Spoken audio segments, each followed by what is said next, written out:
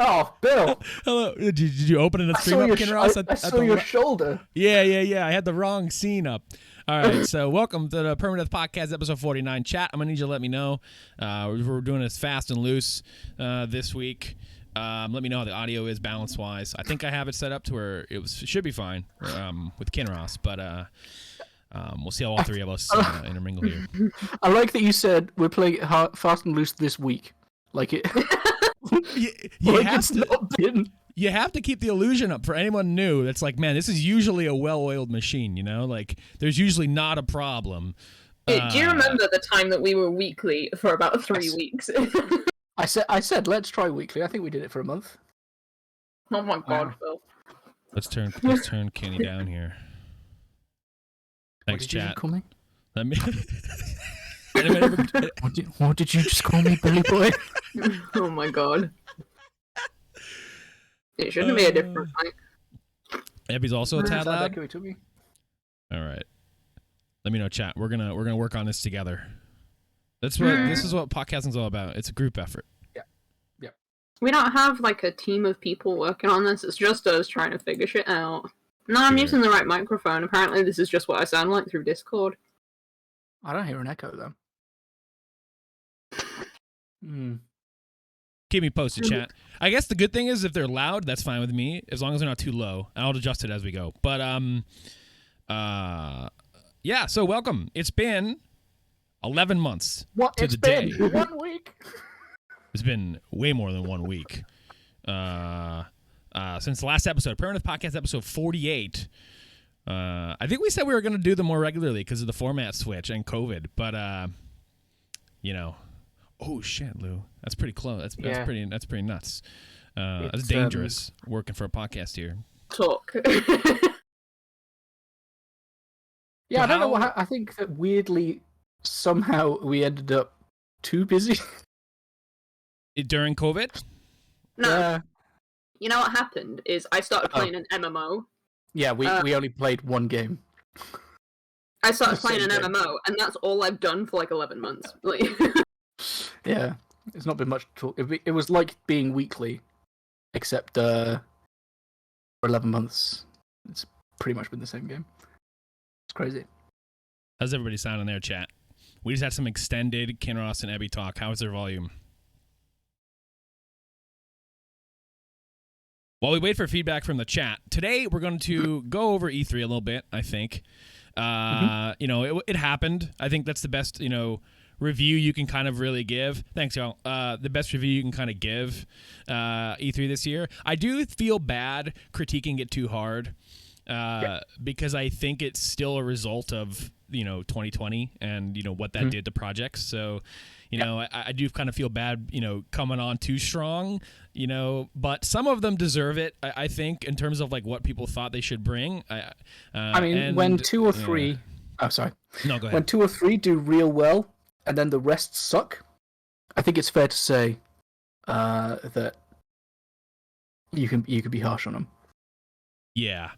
So what we're going to do is I have the list of conferences here. The major ones, I think that, you know, because there's a lot of them that happened. Again, just like last year when E3 was kind of segmented, we still had a lot of things that kind of stuck around, stuff like the Wholesome Direct. We had a lot of indie ones that kind of just interspersed themselves throughout that week that I don't really know anything about or have watched them. So if there's any of those that I missed on this list here that you guys want to highlight, anything that was in it, let me know.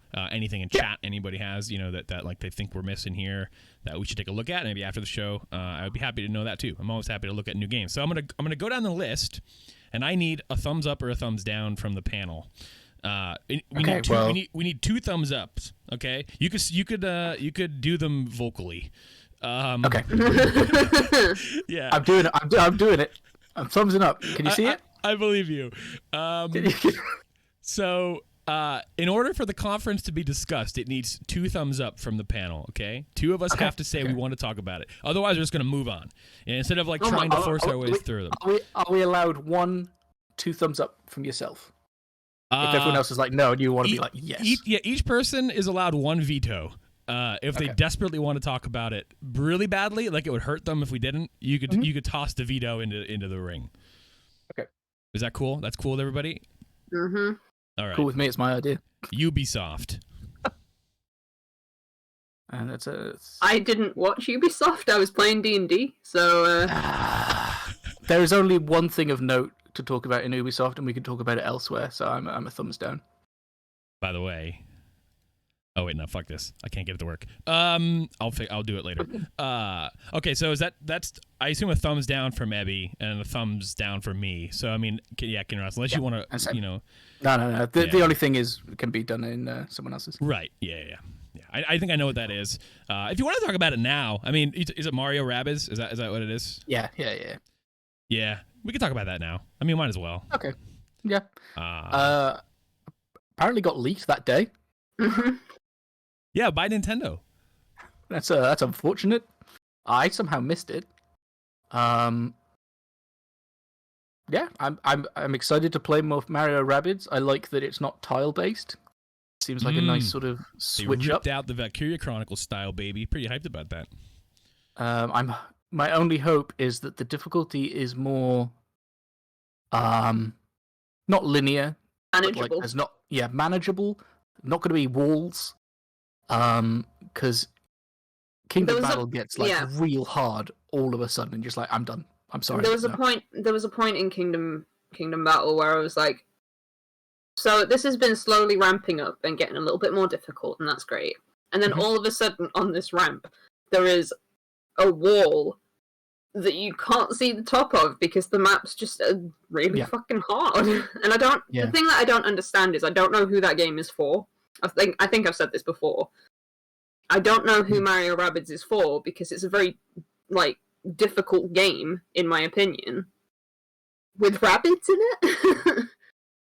I mean, part of me is because it's basically like for the XCOM crowd. But then why would you not just play XCOM? But even then, Andy played a hell of a lot of XCOM and he still struggled with Kingdom Battle. So it's just like I feel like I heard an audio snippet saying that it was going to be more what's the word, accessible. Okay. Which to me sounds like we've added difficulty options. That would have fixed Kingdom Battle, to be honest. It's there just was no slider in that game? There was nothing like that? No. Nope. It was just, here's the game. Damn. Yeah. I think a second game is a good thing. I just hope they realise who their audience is. Yeah. I'm excited for it. I don't know when it's coming out, but yeah. Sometime. What did they say? Did they say 2022? I think so. I think it was 2022, yeah. Yeah. I'm amazed. I'm surprised that it got a sequel, to be honest with you. I'm glad. Did well. Got DLC. That guy's real nice. People liked it. Ubisoft's still questionable, but Yeah. Yeah. Gearbox. I didn't watch it. Thumbs down. The fattest thumbs down you could ever muster. That was weird. All right, next. I was watching it in the corner of my screen. Yeah, and I was that's the best way to watch it. They showed nothing, so that's cool. It was just Randy Pitchford annoying Kevin Hart outside of his trailer. It was weird. Not even a teaser for the movie. So, it's bizarre. Because you've technically started at Ubisoft. Jeff Keighley's thing? Oh, yeah. I forgot about that. Okay. I mean, dude, there was fucking Elden Ring there. Yeah, you're not the hypest man. That's a fair. That's actually an oversight on my part. I went through the E3 conferences and I wrote down them in chronological order, the big ones, and I forgot about Summer Games Fest. Which and most significantly the Elden Ring trailer. I completely forgot about Elden Ring. It was only because you said Gearbox, and I was like, oh yeah, Wonderlands. Oh yeah, which was at Keighley's thing. Yeah, right. You're right. Yeah. The Elden Ring trailer was good. I could just throw that in there. I'm like a hot and cold From Software guy. It depends. The mood I'm in, which game of theirs I'm enjoying. Bloodborne being an absolute 15 out of 10. But the trailer for this, I watched it a few times, and I think it's pretty damn good. There's a lot of oh baby moments. Like if I were to rate that trailer with my own scale, there were at least 2 or 3 oh baby moments, and if you have more than one of those in a trailer, it's a good trailer. So I liked it. Other than that, though, the show was kind of. Is the consensus that Go on. No, you go. So is the consensus that the gameplay is more Soulsborne, Sekiro? It looked like all of them. Something else? All of them. Okay. It looked like all of them. There is stuff in there and like techniques and moves and things that you can kind of recognize and pick out, kind of like as a massive just. Frankenstein's monster of like From styles, which is cool with me because there's some I prefer more than others. So like I think it'll touch me, a little better than some of the other ones I've played. Mm-hmm. A beautiful blend, as chat says. Yes. Sorry. What I was going to mention was, I know none of us are massive Metal Gear Solid fans, but the Death Stranding trailer that. For the director's cut that a director's cut of still. Death Stranding. Yeah, I think that's an entirely like separate entry into the Death Stranding universe. Knowing Kojima, Death Stranding's a good game though. Like I'm kind of excited about the prospect of maybe playing that again one day. I never finished the base one, not the director's cut. But why the fuck were there so many MGS references in that fucking trailer? Kojima being Kojima, yeah.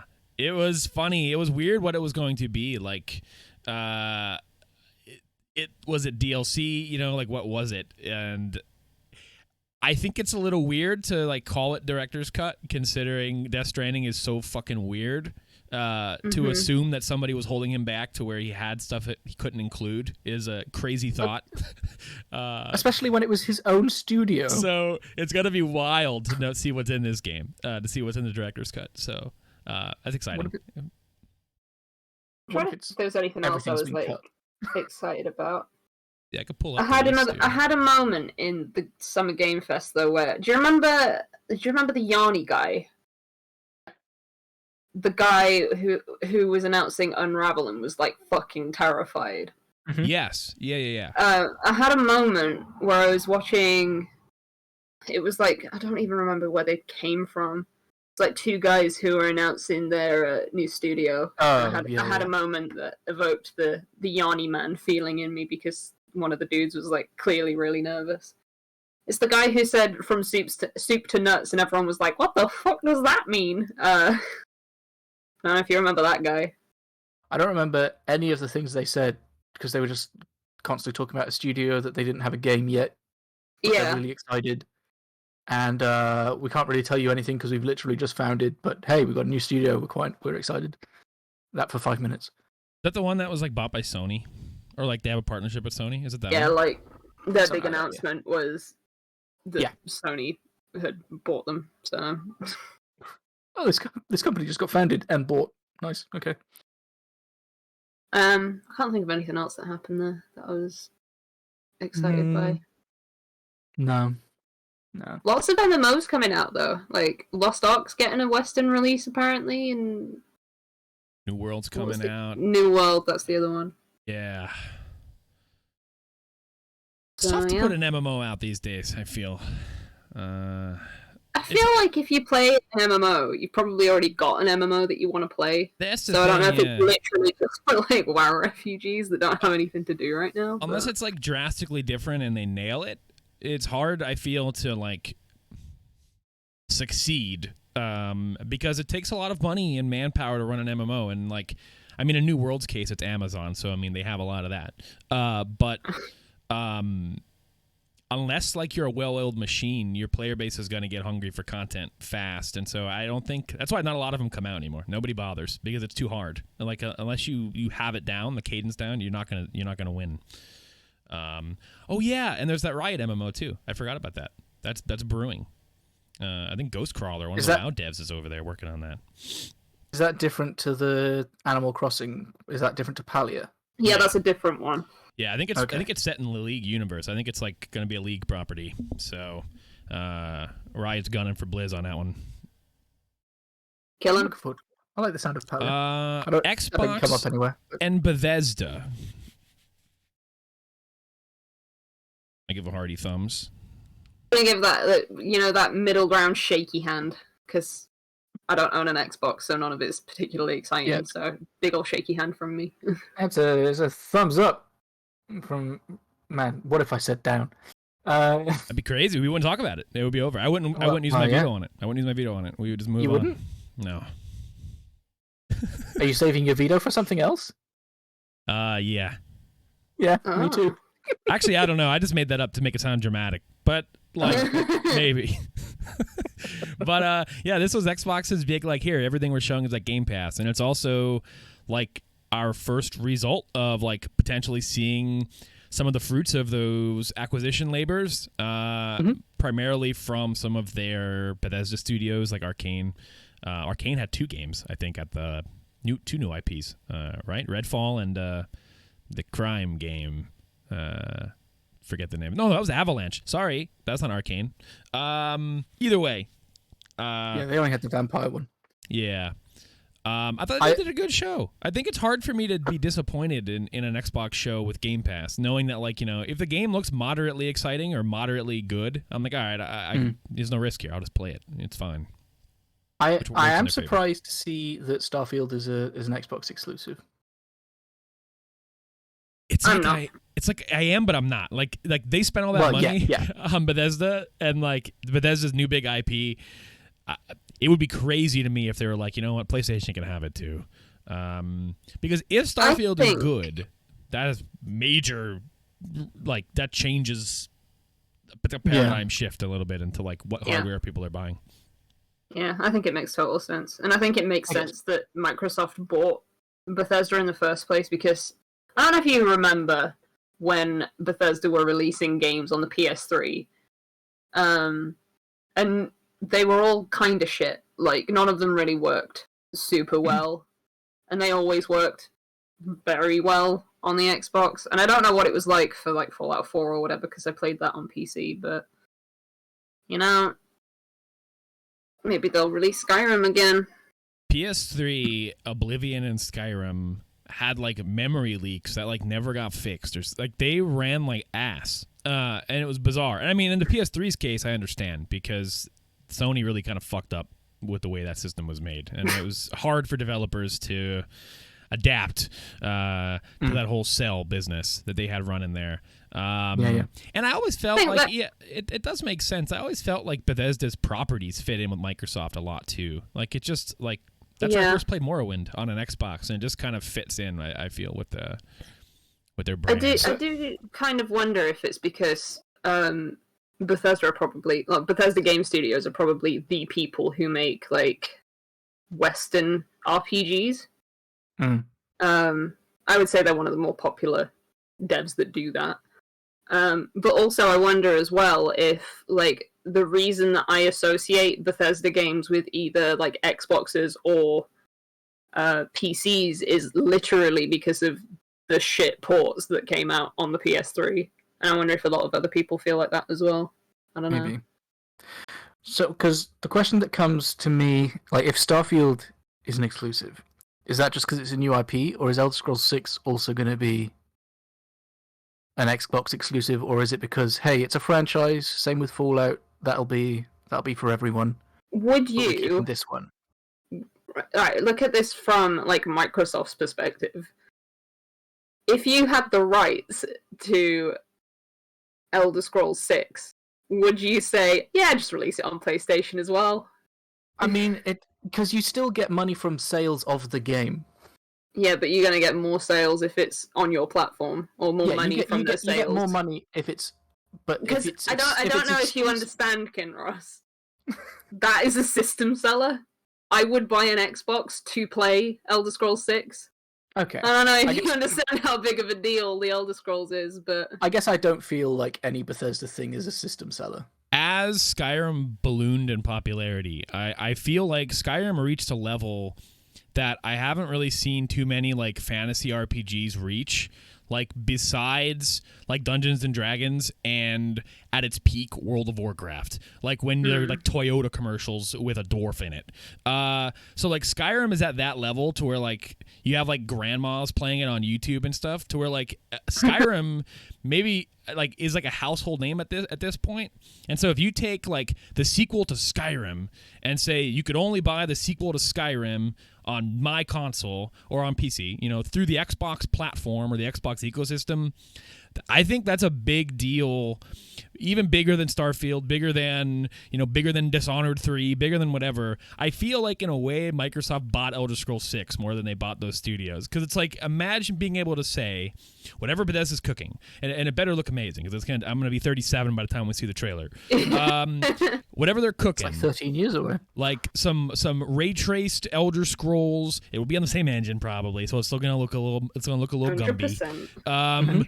But like it comes out and it's like everything anyone's ever dreamed of, and they come out and say that you can only play it on Xbox or PC. It's on Game Pass day one. There will be people will buy it. It'll just either be strong armed of upgrade your PC or buy an Xbox. And that's going to look that Series S is going to look a lot really attractive to people who want to just kind of dip into Elder Scrolls. I think it'll 100% be exclusive. Yeah, absolutely. I guess I also forget that the S is a thing where you can be like, hey, you know what? It's what, $250, $300 for a machine that can play. Yeah. Pretty much all of it, and you go, oh, it's digital only. That's fine. Game Pass. I think like, you know, it's for a lot of folks, you know, it might be upsetting to see stuff like that leave the table, you know, for Sony, and you know, these IP have been on there, you know, since they've been popularized through Oblivion and Skyrim, and like I get that, and you know, it like sucks, you know, for those consumers, but I do think that while Microsoft spent a lot of money to like kind of like mine, this is mine now, I do think they make it kind of easy on people to get into that ecosystem in the most affordable for them way, you know, whether it is you already have a PC, there you go, you can play it, or like, you know, you want to try to get into the console ecosystem at a cheaper price. You know, the Series S is there for you. If you want to kind of become a main Xbox person and buy a Series X, you can.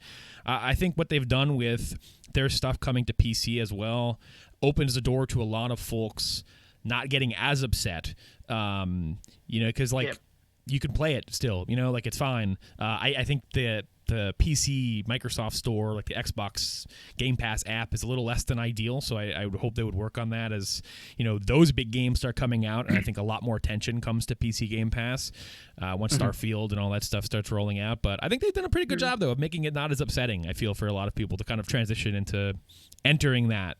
But you know, it is what it is. Did they say that Starfield was a day one Game Pass thing? Yeah.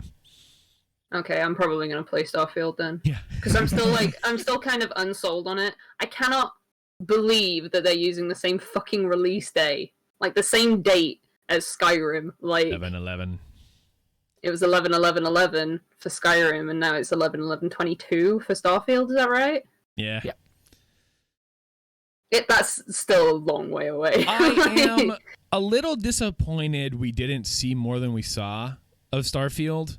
I feel like at this point there's got to be some little chunk of the game you could show me. If the game's coming out in a year, just like one quest, Todd. Just like I just want to see them like accept one quest and like equip a blaster and like, you know, are there aliens in this, Todd? I want to know what I'm getting into. The character looks a lot like the woman from Returnal. That's the first thing I thought of when I saw it. Could you create your character? You have to, right? Did your character talk, Todd? I want to know. I just want to see a little chunky chunk. I wonder if part of that was Microsoft PR being in front of Bethesda PR, being like, "No, I think we'll tease and show next year." My prediction for E3 next year is that Xbox and not Xbox and Microsoft are the same thing. Xbox and Bethesda aren't going to be in the same conference. It's going to be Xbox first, followed by a separate Bethesda console where Todd is going to do the big stage thing where he does like the unveil of what the world of Starfield is going to be like. Like a Bethesda treehouse. You know, No, I think it's going to be more similar to the reveal of Fallout 76, if anything. Oh no. as long as he's wearing that jacket, I'm cool with that. Hell yeah. Hell yeah. He's going to drive onto the stage in his Tesla. It's going to be great. I can see that if they put like big enough chunks to show off of maybe even a. I know that like the connotation of it's going to be like the like reveal of Fallout 76 is not a good connotation to have because not a lot of people like Fallout 76. But that presentation that they put together to show everyone Fallout 76 for the first time was one of the best E3 things that's ever happened, in my opinion. Like, compared to the actual product.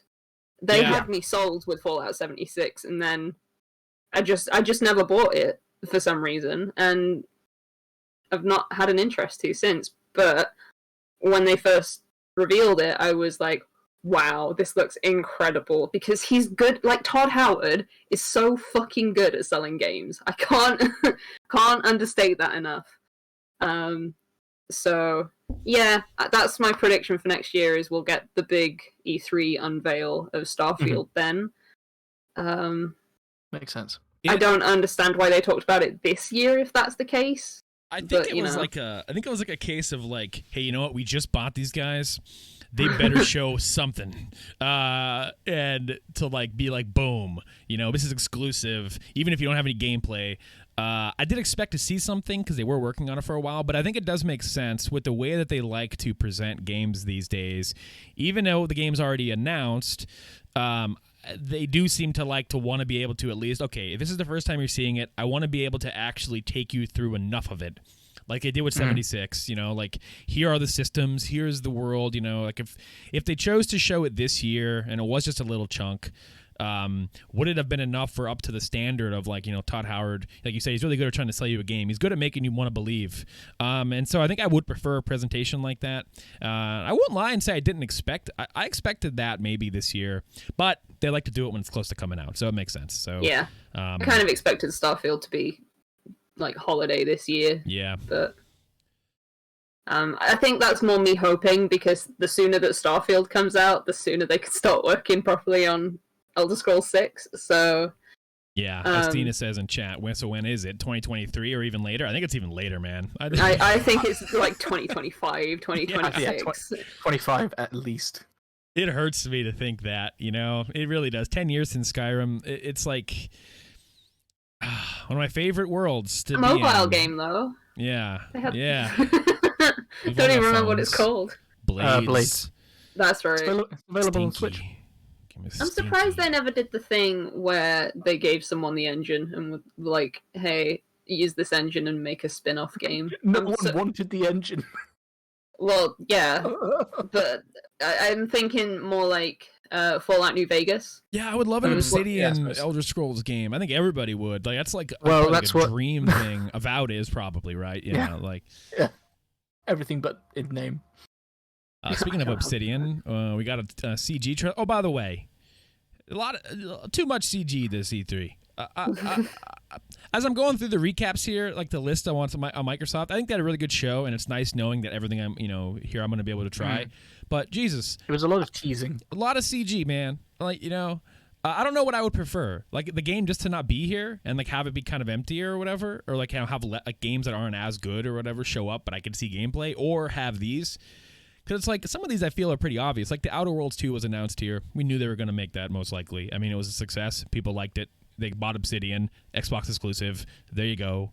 But like the trailer was like a minute and a half long, and it just showed that Moon Man. And all right, like nice. That exists. Thank you. I will say, I did like the pacing of the Microsoft conference. Oh, it ruled. Yes. Yeah, just trailer. Good. Yeah. Bam. No Pete Hines talking in the middle of it to really nobody kind of like, really suck out all of the fun, you know. They did a good They job. didn't show off a car this year though. No, but they did show off Forza Horizon 5, which looks amazing. I think it's one of my highlights of the show. Game looks absolutely ridiculous. I mean, I don't really have much to say about it besides that, but like, that was a major highlight. I loved Horizon 4. Such a long time on it. Yeah. And for me, who I think I have a bit of an attention problem when it kept switching between places, and it was like, right, now let's go back to this person who was doing this thing. I was like, you got to calm down. This is too much. That was a bit much for me. Yeah, it's tough knowing when it's like the final game of the show, like Horizon 5 was, where it's like, okay, we're gonna show you guys a ton of this game, and it's the end of our show. This is it. This is our big one. Or no, Redfall ended the show, didn't it? Never mind. The Redfall trailer. Okay. Again, CG. I don't remember it because I don't know what the game is. So like for me, Forza Horizon 5 was like the final thing. So yeah, it is a kind of an interestingly paced presentation then, to be placed prior to the finale. But anything else in Microsoft that... Anything else in Microsoft? Yes, Fallout 3 is coming to... it's on Game Pass now. It's already on Game Pass, yeah. That is the most exciting thing, because that game has not worked on PCs for years, so maybe it works now. That's amazing. I'm excited. You forgetting something else, Bill? A little Halo, Kinross? Are you thinking? A little Halo, yeah. A little Halo Infinite. Yeah. So, we got a lot less Halo campaign than I was expecting to see. That's my first takeaway. Still reworking a lot of that. Yeah, to get the bad out of the way first, because I have nothing but good things to say about the multiplayer presentations that we saw. Both the one that happened at E3 and then the one that they put out the day after. They did a deeper dive into it. But I expected, like after last year, I expected to see a lot more of that campaign. And all we got was a cutscene. Nothing else. That was a little disappointing, but we did get to see like kind of Cortana's replacement, so that's exciting for some, I'm sure. But what do you think of that multiplayer, Kinross? I like the look of it. I don't play. I started playing some of the Halo 5 multiplayer just because I was like, you know what? I'll see what the last thing they did was, and I don't like it. I'm real bad at it. But looking at what the Infinite multiplayer is compared to what the Halo 5 multiplayer actually is, I'm like, okay, I might actually enjoy this. One, because it looks a bit more like 3. But with like it's 3, but with extra stuff going on. And yeah, I want to play it. I want to play it. That is my biggest takeaway is like watching the footage. I'm like, man, this is Halo 3. This is Halo 3, but like souped up. Like they injected some megaroids into this thing. And I think the pacing of it, I think the gunplay looks good. I've never been one to really care if there's sprinting in Halo. Like people get a little mad about that. I don't really give a shit. Yep. I think it looks fine. The gadgets look really fun. I think the maps and the pacing of these things looks appropriately sized for the small team modes, and I'm sure they're going to go over more of the big team stuff. And I think they're also doing a really good job moving forward with their battle pass system that's in the Master Chief Collection. I think that's one of the things that makes me the happiest. As like the multiplayer is going to be free to play, and it's like how free to play is it? From a monetization standpoint of like how aggressive are they going to get with this? And for anyone not in the know, the battle passes in Master Chief Collection are permanent. Like most battle passes work in a way where once that season's over, you can never work towards those ever again. You can't buy those battle passes ever again. Those cosmetics are just gone. If you missed out, sorry, buddy, FOMO. You better pay up next time and grind our game until your eyes bleed. Master Chief Collection does a really good thing where the battle pass just exists, and in Infinite you'll be able to buy it, you'll own it, you can buy old ones. You're never out of the loop when it comes to like earning any of the free to play monetized stuff. So that's nice from because I play Call of Duty like with friends and family and stuff, and I always get kind of coaxed into buying a battle pass where it's like, okay, if I'm going to be playing this a lot, like zombies or something, I'll buy it and just have something to work towards in a way. Like I might as well unlock stuff if I'm playing, but I never max it out. And it's like once the season's over, it's like I spent $10 to like kind of just get some paint. And like I'll never be able to get the cool shit because I don't grind on the games that way, that people whose lives their Call of Duty is. So I'm really happy they're doing this with Infinite. I think it's great. I think that the only thing holding me back for being like super excited for the battle pass is not knowing how much it's going to be. I would hope $10. I would hope they would stick with typical industry pricing on those. Any more than that, I think you're going to get some eyebrows raised. Unless they think it adds more value because you keep it. I mean, that might be too. I'll be honest. I was about to say, because I'm about to spend $60 on a game, completely forgetting that A, the multiplayer is separate and free, and B, I'm not paying for Halo anyway. It's in Game Pass. Yeah. So, yeah, you know what? As long as a season isn't like... Because Call of Duty seasons feel like they're only 5 weeks long. So it's like, okay, $10 a season they should be, is like $100 a year. I'm like, It sucks in the COD case because those games are yearly releases and like they kind of fit their seasons in such an accelerated schedule that it makes keeping up with them feel like if I don't just play Call of Duty, I better not dare buy any other games besides this, or I'll never take advantage of the content they're trying to give me, which admittedly, like, they have a pretty good content cadence for COD, but it's only because their devs are probably dying at their desks and the next game comes out in 5 months. So like they kind of have no choice but to put it out in that way. So I'm hoping Halo is one, more stretched out, way friendlier of a system, less grindy, but at the same time I can grind it out for as long as I need, so it's not too big of an issue. And go back. Yeah. And that makes me able to be a little more choosy, I feel, as to like, you know what, I like the stuff in here but I don't like it that much. I'm gonna skip out on it now, but maybe down the line I'll buy it, so I think that's good. That's a really good takeaway. I'm glad they're moving forward with that. I think it makes a lot of people happy. Yeah, hope to see more of that sometime soon. Better than their original thing of when they originally announced monetization that, hey, you wanna buy shaders? That's how you get your colors. You buy them. That's nasty. That's how it sounded from the beginning. So I don't know whether that's still a thing, or if they've completely replaced it with the quote unquote new battle pass. They'll probably have some cool colors in the battle pass. Yeah, shiny. But whether you can buy them separate, limited, I don't know. Besides that, there's a lot of announcements kind of throughout Microsoft, mostly stuff either coming to Game Pass that aren't necessarily just Microsoft, stuff like Yakuza Like a Dragon. I just wanted to put that out there. PSA, everyone listening to this, you got Game Pass on PC or Xbox. You got a game sitting there waiting for you after the show's over. You got 8 games. You got 8 Yakuza games. Stop what you're doing. Go play it. You know what I mean? Listen to me. Also, Steam Summer Sale. It's like £3 for the Yakuza 0. There you go. Never been a better time to punch some face in. Actually, there was one other thing in Xbox that I wanted to that I was excited about, which is Plague Tale sequel. Yes.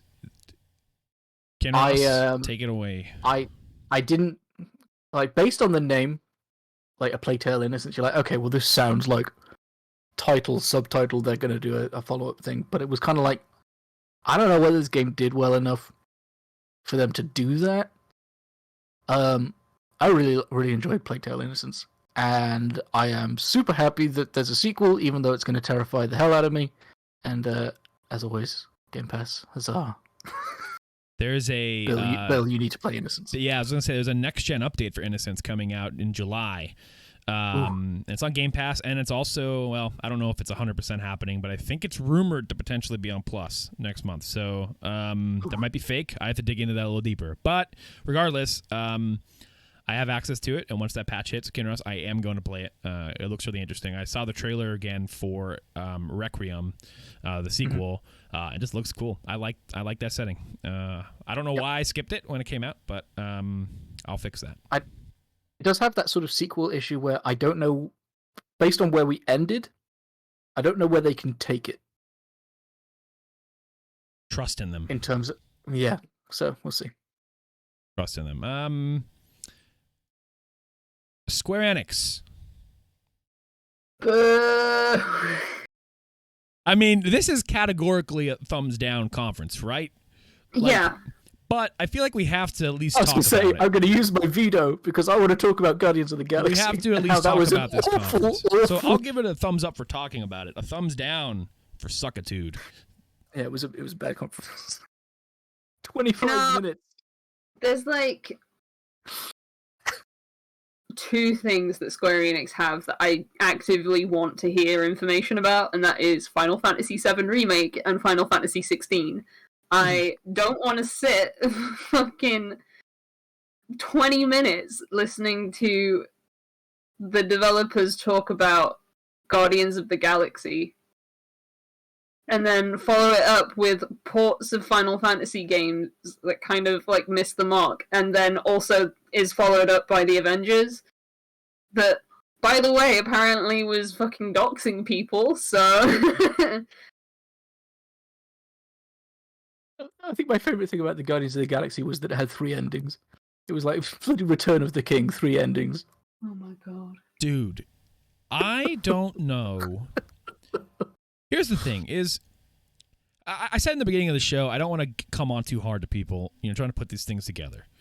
If something's not ready to show, I'll sympathize. But you have total control as to what goes into your show still. You still have control over what you show, the pacing of what you show. Like, Microsoft didn't have banger after banger after banger, but it was well paced enough to be like, this was entertaining to watch, and there were things in there that were interesting. Even if some of the stuff we had already seen, like 12 Minutes and like Back for Blood, like that stuff isn't new. Or if it wasn't your jam, it's like, you know what? In 2 minutes, I'm going to get something else. Exactly. Square. If that's not my thing, 2 minutes. I think there's a curse. And the curse is that depending on which studio is currently developing a Marvel game, you have to be prepared to probably be bored during the conference. Now, I want to say I like Marvel. I like the movies. I'm interested in the properties. But it is really boring to watch someone present to me a playable version of the Guardians of the Galaxy in such a long-winded way. When,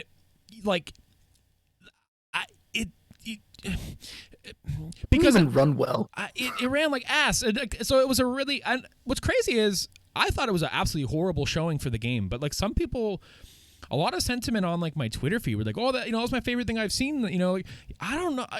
Maybe I was just being too harsh on it because I'm like, "Okay, could we get done with this?" But I don't really think it showed that well. I don't know. There's like dialogue choices in there which are bizarre. The combat has like an encounter complete experience gain screen, like an RPG, which I thought was a little weird. I don't know. 20-something minutes on it was crazy. Like you said, it ended 3 times. I think. Yeah. My opinion on Square Enix conferences is when they're showing stuff that people have an active interest in, they're really good. Like when they debuted gameplay for Final Fantasy VII Remake, that was a really good year for them. But I think they just misunderstand what Square Enix fans want. Like, I'm not talking general gaming fans, because I'm sure there are people that are really excited about a new Avengers update or whatever. Sure. But, like, when you say Square Enix, it has these connotations of, like, Final Fantasy, Japanese role-playing game, that sort of stuff, over Marvel games, even, like, things like Hitman and... I was going to say, like, the only... Tomb Raider. I don't think... Like, Final Fantasy, I only think Lara Croft. Well, I don't necessarily... Like, I associate Lara Croft with Tomb Raider. I don't associate Tomb Raider with Square Enix, because... It's that messy thing with like them being a publisher now too that has tons of big IP and Marvel licenses, as well as a developer, where it gets like you never know what the hell you're going to get at one of their conferences. Because like you said, most Square Enix fans are fans of them not for the stuff that they publish, for the stuff that they make. And so like when you sit down to watch a Square Enix presentation, it's like, all right, I want to see the stuff they're making. But it's usually spent mostly on the stuff that their studios are making. They're the third-party studios like Crystal Dynamics and Eidos, and it's like, I mean, maybe like separate those maybe a little bit. I get why they don't, but like there are expectations in place for those, and they try their best by like saying beforehand like, hey, here's our whole list of shit that's going to be in this, but there's some surprises. And so they try to set expectations, but I think the show is just put together horribly, aside from Matt Mercer's voice. Yeah. I think the other thing is, who the fuck wants a deep dive on Life is Strange? Because it's no one who plays Life is Strange wants that. Give me all the answers. They are really notorious for like spoiling shit in trailers, and with something like Life is Strange, that's incredibly like sensitive to like that game is story. It's not, you're not playing it for the gameplay, right? Playing it for the story and the choices that you make. why would you do a deep dive on that? Why on earth would you think that's a good idea? Yeah. You know? And like, what they showed of True Colors already was just, like, perfectly sufficient. What I thought was interesting was the stuff they showed at E3, like the empath stuff. I thought they had already kind of demoed that pretty well when they revealed the game.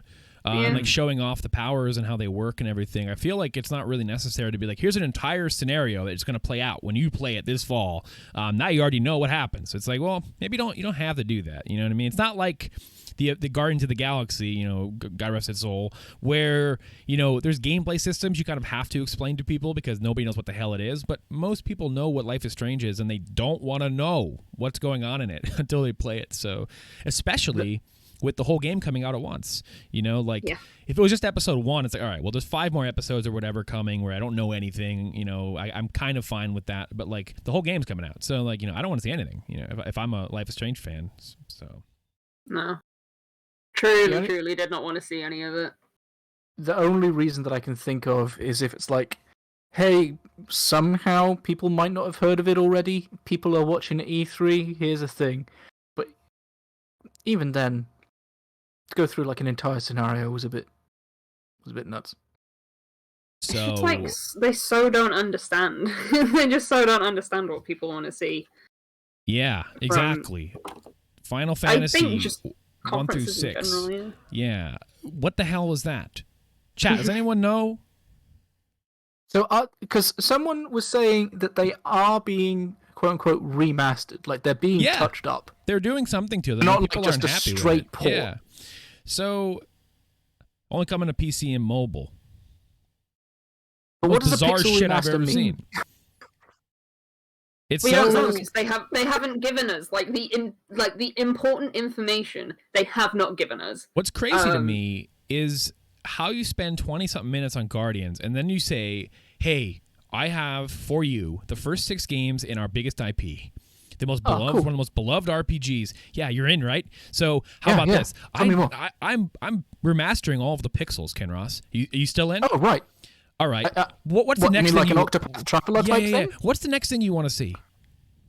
You know, show me what the pixel remastering looks like. Hell no, bro. But you could buy it on PC and mobile later this year, separately, each one. I'll talk to you later. Goodbye. What? Oh. Okay. Like, Weird. they're not like a collection? I didn't realize that they were sold individually. Yes. 100%. Okay, of course. The thing that I don't get is like you can already buy those games for the most part on Steam. Yeah. They're just not pixel remasters. I wish they would have shown me more, and I wish they would have explained a bit why it's missing things like the Switch and the PlayStation and the Xbox. I'd love them on Switch. It is so bizarre to me that they're not on Switch. Like, it is like a mind-blowing, like, head is out on the street type of thing. That, like, and everyone's reaction to that globally was the same. Every video reaction you watch, everyone is so excited for the fact, like, oh my god, they're actually paying attention to this. They realize people didn't like those mobile ports. They realize people want the original sprites. They want them remastered. And, you know, everybody is so gleeful watching that trailer. And then when the platforms come up, everyone's face is like, wow, whoa, okay, what? It's just, it makes no sense. It makes no sense whatsoever. Like, you threw Zodiac Age on the Switch. Why can't you put 6 on there? What the hell's the matter with you? Are you allergic to it? My theory is they will come out on Switch eventually. They have to, right? Yeah, it's something we're getting worked up over, but I feel like they have to at some point. It would be stupid if they didn't. They would have been better off not saying what platforms it's on. Honestly. People being confused later on. Let people be excited, and then they'd be like, oh, it's only on PC for the moment. Okay. Because if you're releasing on mobile, the Switch is basically a mobile device, right? I mean, hey, you know what? If I have to, I'll play it on my damn phone. But, like, I don't want to. I genuinely do think they will come out on Switch in some form or another. Madness. That's my theory, anyway. Honestly, if they were to have remade them in like the Octopath engine, I would have been pretty. What do you all think of Babylon's Fall? I remember nothing of it. I think it looks kind of dull. I'm going to be honest. All right, so this is now officially we're on the official same page. Babylon's Fall. Yes, this game looks rough. Yeah. I remember nothing of it. I was excited for it not to look rough. Same. Because they were Same. hyping it up, and I'm like, oh shit, yeah, maybe Platinum. Let's go, Square and Platinum teaming up again. Bring out some of that Automata juice. The thing just looks rough, like visually rough. And what's crazy is this game is coming out on a lot of it's coming out on like PS4 and like. Why does it look this way? I don't know what I'm like. It's nasty. Is it coming to Switch? Were they showing a Switch port? It is not coming to Switch. Okay, I got nothing. PS5, PS4, and Windows. Yeah, it's absolutely confusing. But yeah, I was really excited to hear about Babylon's Fall, and then I saw it and I was like, I don't think I'm that interested anymore, to be honest. Maybe it'll be fun. They got a closed beta coming up. Maybe they could, work on it. Similarly to the other game from the show that had a public demo. Oh my god! I forgot. Did it, though? I forgot. I blocked it out of my mind. For the sake of 3 or 4 days, did it have a demo? No, you're right. The demo was too chaotic to work for anybody. That is Stranger of Paradise. It did work eventually. Yeah, I checked it out. So this trailer made a splash, eh? This was the most meme thing I've seen. I am putting this out into the public space. I think Tetsuya Nomura is past his prime, to be perfectly honest with you. I think that's fair. It's just a simple story about an angry man. What else do you need? It's compelling. I am compelled. I need to know. Why is he angry? What is he angry about other than chaos? I don't understand how you can have a game that has so much potential and make it about an angry man. Like, I don't get it. I don't understand why the Warrior of Light looks like that. He looks like Core and Gladio kind of had a baby that ended up being blonde for some reason because there was like a third parent in the mix or something. Don't forget his 2 useless sidekicks that you can't control or anything. There's a point. All of their personality as well is they really like Jack. Yeah, all the character bios. They think Jack is a great leader and a fighter. Like, wow, come on, man. There's a point in that trailer where I just could not I wish I was recording it because I laughed so fucking hard when he takes the bomb and that little crystal crush move he does, and he just yells out, "You're dust!" and he turns it into dust, and it was just so aggressive for no reason whatsoever, and I just couldn't believe what I was seeing. So yeah, this is by the Neo team. This has so much potential in so many ways because the Neo games are fantastic, and when the leak came out, the rumor that Final Fantasy Origins, it's a game from Team Ninja, it's a Souls-like set in Final Fantasy, your ears can perk up of they can't possibly fuck that up. It's the Neo team, and it's Final Fantasy. What's it gonna look like? Oh my god, my mind swirls to not this. It's hard for me to nail out the specifics, but I played the demo. It looks quite bad visually. The environments are weird. They're just boring. Everything looks bad against each other. The way the mobs and the characters and everything kind of looks set against the environment. It is visually disgusting. I think is the only word I could really use. Politely, it looks disgusting in motion and in action and in images. Did the game have a date? No, next year sometime. So I got a lot of time. I did like the gameplay. Weird to have a demo. So unless it was hey, we want your feedback. This is what I like though, and this is why I do have hope about the game. Is that this is why the Neo team is a good one to do this with because the Neo team did this with Neo 1. They had a demo out a year prior, and they put multiple demos out over time. Each one addressing feedback from the prior round of demos. And they would take them and apply them, and they work them almost in a way like these massive public QA tests. And here's what we did, do you like this? And the community would respond, and they would change it. And then to the point where when the full game comes out, it is full of changes based on community feedback over several demo test periods. And so if the developer is going for a very similar thing here, after you beat the demo, it has you take a survey. If they're going for a similar kind of feedback system with multiple demos, all leading up to a final product in 2022, and if they take some of that to heart, and work on the technical issues with the game, because like not only does it look disgusting, but for how it looks, there's no excuse for the frame rate in some of those sequences. It dips, like it has to be below 30, or it's just a really inconsistent 60 to where that shit is cracking to below 40s constantly, and it just feels like shit. They could maybe make something fun here, because I like the systems, I like the gameplay, but it's very hard to enjoy that when what I'm playing performs and looks, sounds, as bad as it does, for a game that is based around Final Fantasy, a series that is renowned for its visuals and music and, its presentation and, the way that it kind of grabs you into its world. This is not it, man. This is way they really did the unthinkable and kind of really fuck that formula up from a conceptual or a design standpoint. And I mean, I don't mean a gameplay design standpoint, but like a what am I looking at kind of way. Like it's so boring. Like, so I'm hoping to get to see that with. It reminds me of 15 in a kind of way where it looks like if at the end shit had just stayed fucked up. Kind of reminds me of that. And that's not a game I want to play. It does look like a shit 13. Chat, that is like it is the worst of Nomura, like in like the most unthinkable way. Like, get him off this project. He shouldn't have worked on this. Like, this is a dream project for so many fans, and like, these merging of genres. He doesn't have to be involved in all of them. Like, could like somebody else get in there, like show off, get some young talent in there or something, like holy heck. Like, wholeheartedly agree. It is like I don't understand why it's like a Vita game. He's put so little effort into the thought of anything, from what I can see. Like, it's about an angry white man.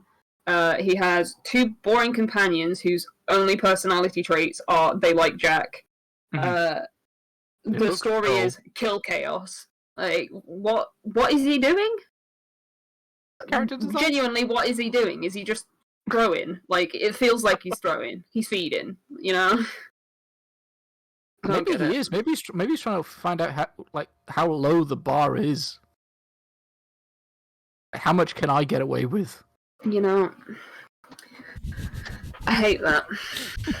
Because the other thing is, like, even if they have to touch up how it looks and how it feels to play, because based on because we watched our friend Paul play the demo. And it looked like it had some interesting ideas, but the battle chatter is just so draining that to think there's going to be at least 10, 15 hours of this, and you're like, I can't listen to this angry man and his friends in battle, let alone in whatever the hell the story's going to be. It's sad because the Neo devs have made an amazing character creator with Neo 2. And it's sad that we don't get to use that kind of thing in this. I think if you just shut these people up, like just shut them the fuck up. Like for 20 minutes, nobody talks. I'm playing a created character. I think you fix one major problem with this game, and that is you wanting to play as him. Because nobody wants to play as Jack. Nobody. His name is Jack. If there's Japanese audio, that might fix it. Because you won't understand a word they're saying. Yeah, and nobody will subtitle the battle banter, so I could just ignore the dialogue entirely. Yeah, we'll keep an eye on that one, though. See how it goes over the demo periods. I am hoping that they do what they did with Neo with this, and refine a lot of the edges, because I'll play it if they could iron out some of the little things I don't like. I'll stomach the Nomura-isms if I have to. I won't. We'll see how I come out the other end of that. But Capcom. Didn't watch it. I don't think there was anything particularly interesting in it. Nah. Nintendo Direct. Yeah, I guess we can talk about that one. Is the 3 minutes up? Yeah, I guess we'll talk about Nintendo. Okay. To stop the sarcasm, I think Nintendo did a good job. They did. A lot of gameplay. I don't think it was amazing. I don't think it was the best thing they've ever shown. But I think that we in the context of E3 2021, They did pretty good. Yeah. it was real good. In the context of Nintendo Directs, it was alright. It's alright, yeah. The thing that I'm weirdly the most excited about is that fucking Mario Party thing. Stars or whatever. Yeah, I don't even remember what it was called, but I'm very excited. I keep saying this over and over again, but as soon as I saw Peach's birthday cake, I could feel the the star. Yeah, I could feel the ghost pain of the blister on the palm of my hand. From like 1996 or whatever. I could feel it. Yeah. I think Mario Party looks great. It's got online, so maybe Bill, we can play a game of Mario Party. Let's destroy this podcast once and for all. Yeah, that'll be We tried Mario Kart. It didn't Great work. Cataclysm. Can't even remember what else they showed. They had Shin Megami Tensei. They had a gameplay trailer for that. That showed really well. I thought that looked really great. Yeah. There was, little thing called Metroid. Congratulations, Metroid fans. I am surprised that they have another Metroid game coming out so soon. When I didn't think that was going to be a thing. No, or that if it was going to be like another remake. I didn't think it was going to be like a new one. But good for Metroid fans. I'm not one of them, but I am happy for them. Hashtag buy Metroid. As chat says, WarioWare. WarioWare look good. Which was an announcement that was potentially spoiled by their surveys they were sending out to people before the conference, like a week before. Hey, would you buy a new WarioWare game for $50? Like, oh yeah, I would. You can make a one. Just wondering. I love WarioWare. I loved Touched. I loved Smooth Moves. I loved Gold. I just like WarioWare. Smooth Moves was like the game we used to get drunk and play at uni. So that takes me back. It's so good. It was good. So good. Though I did play Game & Mario, that one was not very good.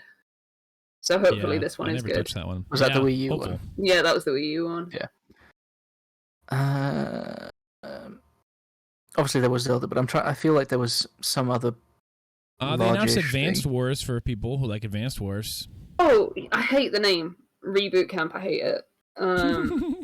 See that some people hate I really like the art style. Some people really don't like the toy aesthetic. Good for Advance Wars fans. Honestly, they've been Congrats. They've been wanting something for a real long time. I've never played Advance Wars, so I might pick this up because it's like Fire Emblem without marriage, I guess, and characters. You played Wargroove, right? Yeah. I think it's a little similar to that. If you liked Wargroove. I think you're probably already primed. I think it's made by Intelligent Systems. At least the originals are.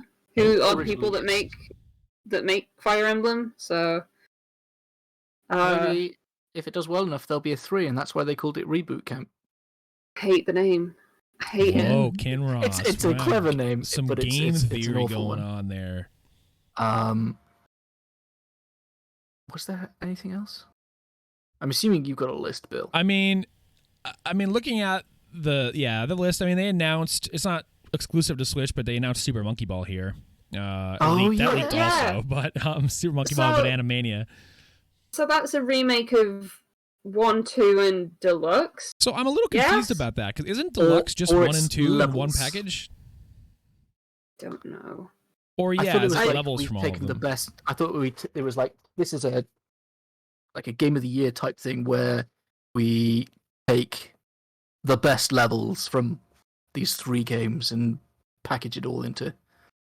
The thing that I want from Super Monkey Ball is not necessarily the levels. I want the mini games. So we'll have to see how that goes. I want Monkey Billiards. I want that back in my life. Oh God, Monkey Billiards! I was about to say I don't remember any mini games, and then I remember Billiards. Monkey Billiards. There was the one where you could like pop the ball open and they would fly, and you'd have to like land on a certain number. I don't remember what they were called. The mini games were super fun in Super Monkey Ball 1 and 2. But just to reiterate, with Advance Wars, I'm not talking about Reboot Camp. I'm talking about the original Advance Wars. I think that was made by Intelligent Systems. That rings a bell. Good to know. Yeah.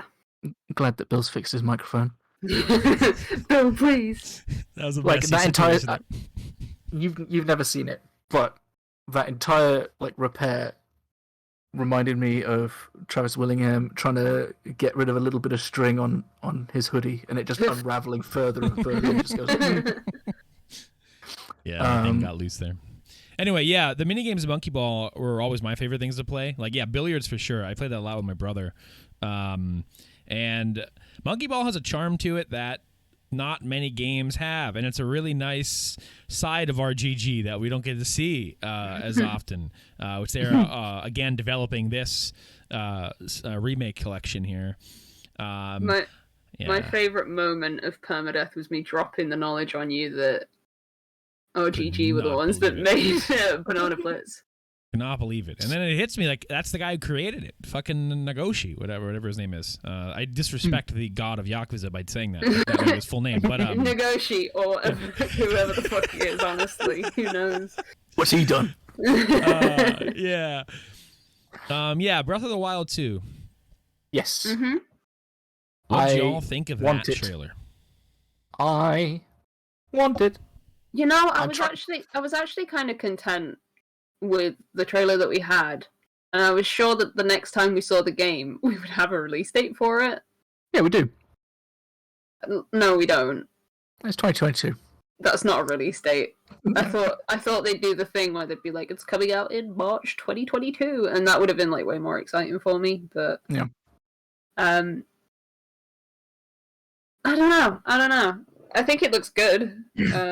I genuinely thought there was a minute where you were playing as Zelda, and I was really excited. And then immediately we all got together and started like analyzing pictures that we'd like taken from the trailer. And immediately my hopes, they were gone. It was awful. I'm trying to avoid like theory videos and like analyses, but obviously YouTube knows that I like that crap. So I've seen a couple, and it's dangerous because people could be like horrifically wrong. Yeah. But like the consistent theory or hope, I guess, is Link's doing stuff up top. Whether Skylink is time travel or this or the other, that's up for debate. But then there's Link up above and Zelda's doing something below. So, like, you play as Zelda, but in some like kind literally of different... There's no evidence for that, though? No. Just... I think that there's, like, one quote from Aonuma saying, hey, we're trying something very different. And everyone's like, yep, that means Zelda. I think that does mean Zelda. Yeah. Either way, I'm gonna buy it. I'm gonna buy it. It's gonna be good. Maybe it's like an amalgamation of Link and Zelda in one person. I don't know, but Zelda. Getting some Xenoblade 2 vibes there. They got Monolith Soft working on the story this time. That's what that's all about. Fucking hell. Yeah. Oh man. I genuinely thought we were gonna see. This is one thing I thought we were gonna see. A port of Xenoblade Chronicles X. I'm genuinely shocked that they still haven't said anything about that. What are they doing? They're hiring so many people. What are they doing? They are making a project, and I want to know. I'm hoping it's one of those things that we see whenever they decide to announce the Switch Pro. Maybe that's when we'll get our Zelda release date, too. The launch of that system. potentially. Think it's real at this point. At this point, I don't trust anyone who tells me they have info on the Switch Pro. Anyone comes But there's up an to me, insider. yeah, There's an these insider, insiders Bill. don't know anything. These insiders, they're getting their sources from like their parents. Like they My got uncle nothing. works at Nintendo. Yeah, this is nuts. This is the craziest shit I ever heard. Oh, they're going to announce it before E3. Trust me, they're going to get it out around this time. They didn't do anything. Who told you that? Like, who told you that? Do you think that the Monolith project, whatever it is, will be like Xenoblade 2, where they announced it and were like, "Oh, that's not going to be out forever," and then it comes out 6 months later? I hope so. It was probably closer to a year. I really want Xenoblade 3. Did they announced it in January and then it They came out in announced it December? in January. It came out in December. Yeah, so I guess a year, but it still felt super quick. Yeah, because when they showed it off, I was like, "Oh my god, this is a new Xenoblade. They're really planning out the like fucking games Life that are of going this to come console. out on this." Yeah, like this is going to be out in like 3 years, maybe 4. I don't know. That's sick. And then they were like, "Oh, it's coming out this holiday. It's coming out in December." Unreal. I like that though. I really do like that. I wish Square Enix would do that more often. Personally, I wish places in general would be like, yeah, you know what? Everything is in 12 months. Yeah, like if you have, like, I don't know if it's just a Monolith thing or if they were just like saving it all for that Switch showcase and they really wanted to push that like first year of Switch being so good. But I like that. I like when they're like, "Oh, look at this new expansive JRPG that's going to take you 200 hours to beat. Comes out in like a few months. Great." That's Great. the Maybe ideal do that more often. E3 scenario is like getting an announcement to release in a turnaround that doesn't make me feel like I need to keep surviving to play this game. Like everything that's announced like 2 years off, I'm like, well, man, I hope something doesn't happen like, you know, an asteroid or, you know, something destroys my home, You know, like and I turn into a pandemic. ball of dust. Yeah, it's like, you know, I like to like, you know, be excited about the very near future of my life. Yeah. So, you know, it's nice to get that that assurance. Though that said, I do like things being like, "Ooh, here's a little." Admittedly, 2019 was a bit too long ago for Breath of the Wild 2. I'm going to cut them some slack and say that the Rona got in the way a little bit. Sure. But like having a tease a couple of years in advance, I'm like, yeah, okay, go on, you could do that. What do you think But you got to show me something. about their Zelda anniversary effort? I am very disappointed. Same. I think, was it you, Kinross, that said that there was like speculation going on that the reason that they're not announcing like ports of the Wind Waker HD and Twilight Princess HD is probably because they want to push Skyward Sword HD right now. I don't think that. I think that was purely me thinking that. I think that I don't makes think sense though. Yeah, Because and Why the hell would you compete with yourself when you are the only one making Zelda? Like, yeah, you I just think wouldn't that- do it. if he hadn't said, "This is all we have planned, Skyward Sword, and this Game & Watch," then I would still spend the rest of the year thinking, okay, there's something else coming. So on the one hand, I'm grateful to him for saying we are not doing anything else. But on the other, how can you not do anything else? I The don't know. Metroid people will say, hey, you know what? Metroid hasn't had anything ever either, so welcome to the club. But Nintendo is Mario and Zelda. That is like their two big things. Pokemon on the side as well. Well, Pokemon's got more going on. if it makes you feel better, for the Fire Emblem anniversary, we got a port of a game that came out on the Famicom, I think, that was translated for the first time, and now you can't buy that game anymore. The special edition didn't even come out in this country, and the special that's true. edition didn't even come with a code for the game. Like, Yeah. I don't know what's going on. Yeah, it's weird. I don't know. I still think that it would be insane for them not to port Wind Waker and Twilight Princess. I think they will at some point. But the longer it goes on, the more you're like, well, when are they going to? Because, I don't know. like, at this point, it's going to be coming out at the end of the Switch. It's going to be like pre-Switch 2. Yeah. And you're like, okay, We'll get I that get nice it. little Switch Pro bump. You know what I mean? Extend the life 4 years. We're good. I mean, if the Switch 2, so long as the Switch 2 is back compat, it doesn't matter if it comes out at the end. True, fair. Yeah. I think the But- only reason that I'm pretty sure that I don't know.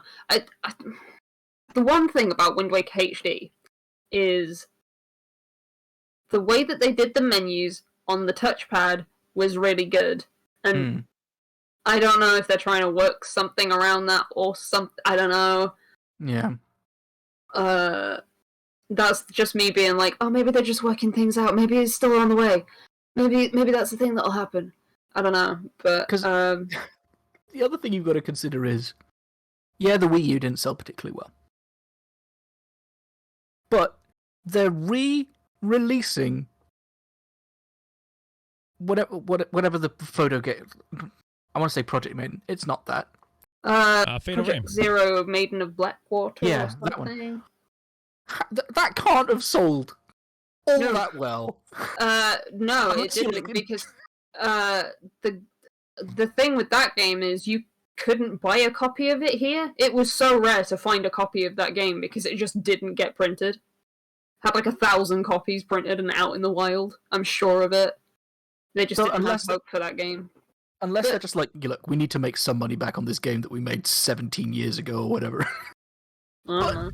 How can you not port? I don't know. I don't know. I genuinely don't know. Steenis has his speculation in the chat, which sounds reasonable. That if Breath of the Wild 2 were to slip out of 2022, they have Twilight Princess and Wind Waker in their back pocket. To be like, Makes hey, sense. this is sad, but And you- here's more Zelda. I'm still convinced that like Zelda is somewhat of a yearly franchise for them in some way, even if it is just re-releasing stuff. Because we Sure. had like, Hmm. was it Link's Awakening last year, or was that the Yeah. year before? It was last year. And then we'll have Skyward Sword this year. We'll have Breath of the Wild next year. And we had Hyrule Warriors too last year. We as had well. Hyrule Warriors. I'll be surprised if they don't do another Hyrule Warriors game at some point. You know, So there They- is a lot of Zelda action going on, in one way or Yeah. another. Yeah.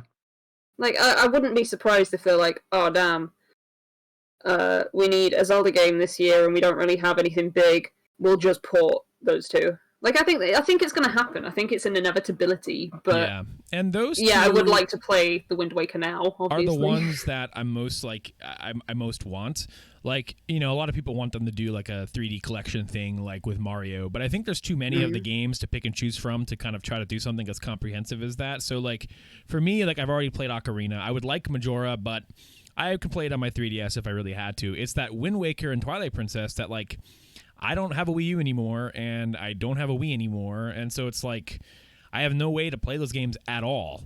So those two are the ones I'm most concerned about, and seem like the ones that would be the easiest to port. That is me talking out my ass in terms of dev. I don't know, but probably easier to port than Majora's Mask to the Switch. Yeah. But like Ebby said, the controls thing is I always forget about Wii U games is that touchpad functionality, and the way things are solved in terms of quality of life when it comes to utilizing the touchpad. That now needs to be consolidated to one screen. Again. So that is a little extra it's- work. Yeah. It's like going from one screen to two screens to one screen again. Yeah. Like it's not a hard fix. It's just whether they'll change anything about it, Yeah. I guess. But Yeah, if there's anything in It's like, there, okay. touchpad Yeah, we did some wise, cute quality of life stuff. Yeah. see, To get it here, Well- can we do anything more to make it one screen? with Stina saying that Link's Awakening was in 2019, that I think that further solidifies my theory of it's a yearly franchise now. Yeah, always So something. always something was- coming out. What was 2018? What was 2018? Well, I guess definitive edition of Hyrule Warriors. Yeah, Yeah, probably. Maybe. I feel like there was another thing, but I don't know. Let's have a Google, shall we? I imagine Well- what 2017's was. Yeah, Stina's got it. Hyrule Warriors Definitive. 2017 might have been like I still think as well they'll probably port. I think they'll probably do like some kind of 3D all-star thing for Zelda as well, but probably just include like Majora's Mask and Ocarina of Time on there. Yeah, that makes sense. And then those other ports separate, like Twilight and Wind Waker. Yeah. Do you think that they'll port any of the 3DS games? The DS and 3DS games? Or do you I'd think like that them too to. much?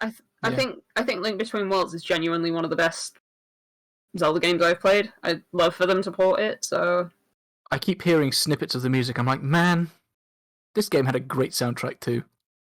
this is just all speculation at this point, though. So I don't know. It's just, yeah.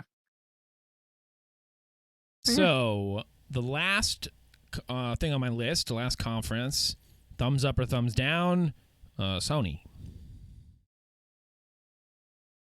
Who? What? Is that, sorry, you broke up a bit. Did you say PC gaming show? Oh, no. I said Sony. Don't know who that is. Are they like some indie company? I think so. They've been kind of keeping it low key.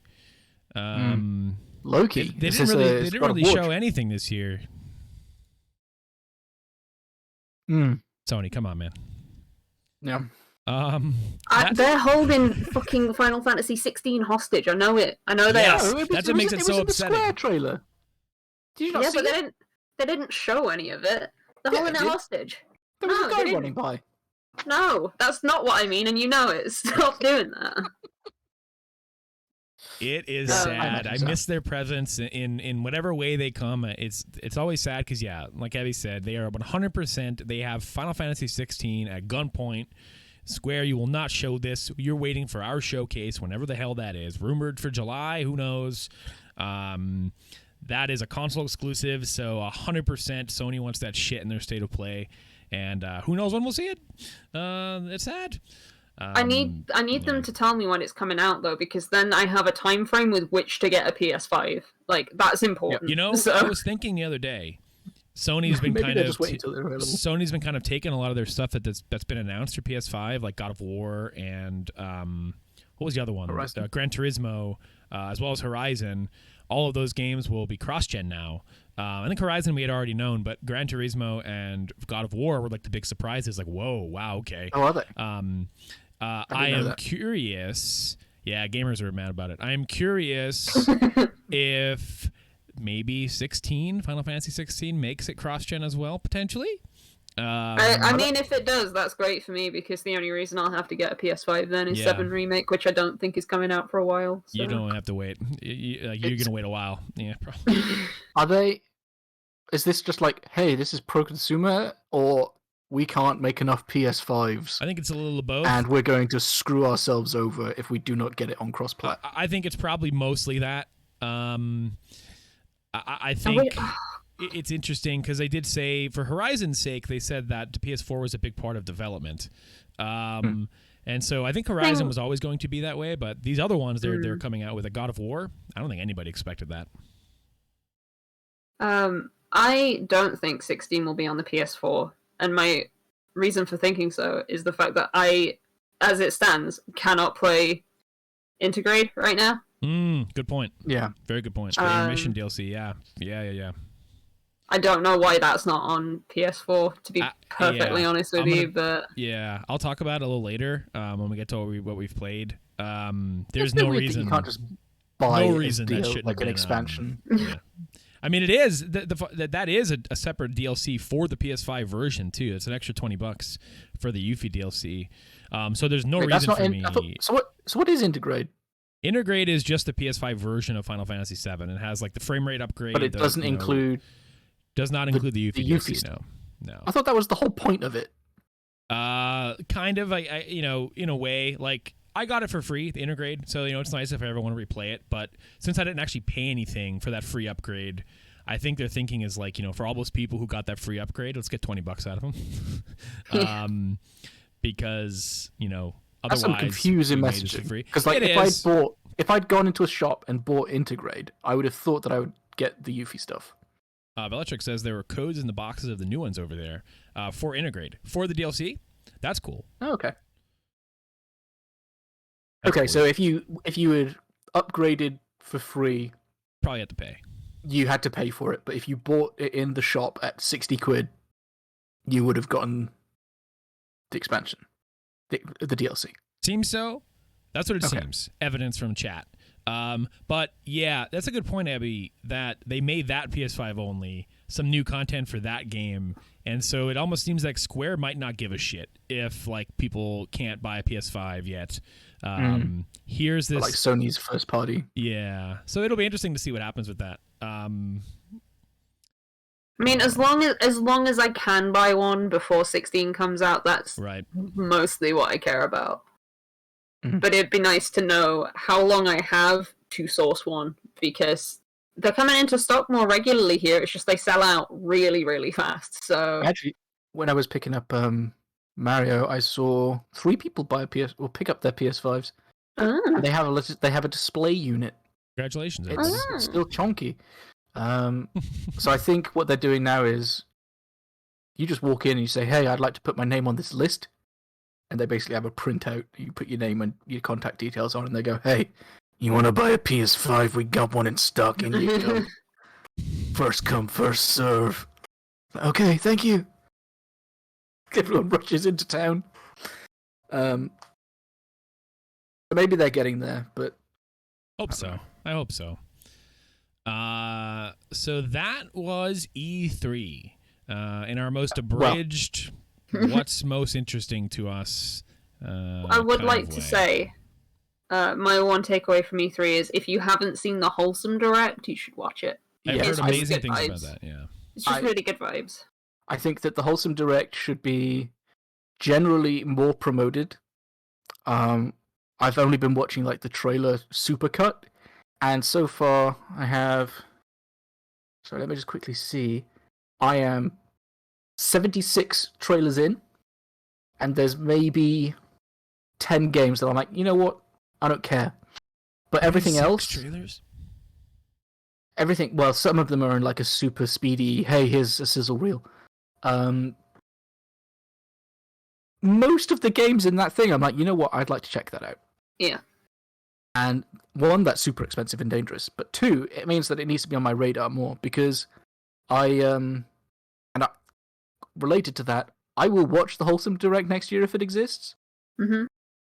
I took the bullet this year. I watched PC Gaming Show. I ain't doing that shit ever again. You know how much better this E3 was for me when I decided to not watch the PC Gaming Show because Honestly, it was I couldn't not tell. that bad. It like I'd never found him funny in the first place. He's getting worse. He's doing skits. There's an entire like saga going on. Favorite memory from the PC Gaming Show is that. Do you remember that shark meter that was on the side of the screen one year? That was my favorite thing.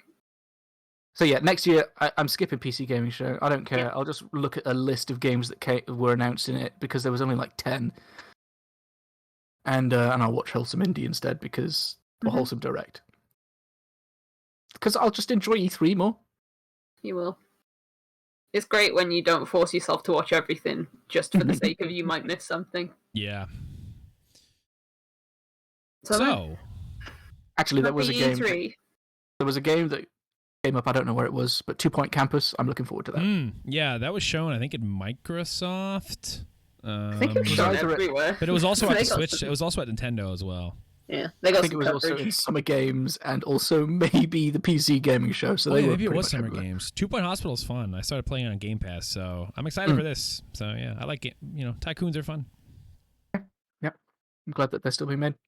I will say, you wouldn't have noticed because you haven't watched it, but watching the Wholesome Direct, there are a lot of Pokemon Snap likes coming, and I'm curious whether this is just like the zeitgeist thing of like, you know what, everyone wants Pokemon Snap, I'm going to make it.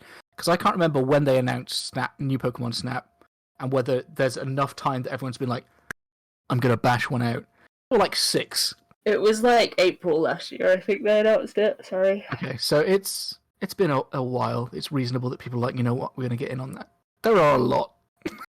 We've gone from none to all You know of what? these. They were probably working on them before they announced new Pokemon Snap, and we're like, hell yeah, we got the community. We're gonna make a Snap, and then Nintendo's like, We're making a Snap. yeah, shit. I don't know. But, yeah, Anyway, that's Anyway, maybe better luck next year.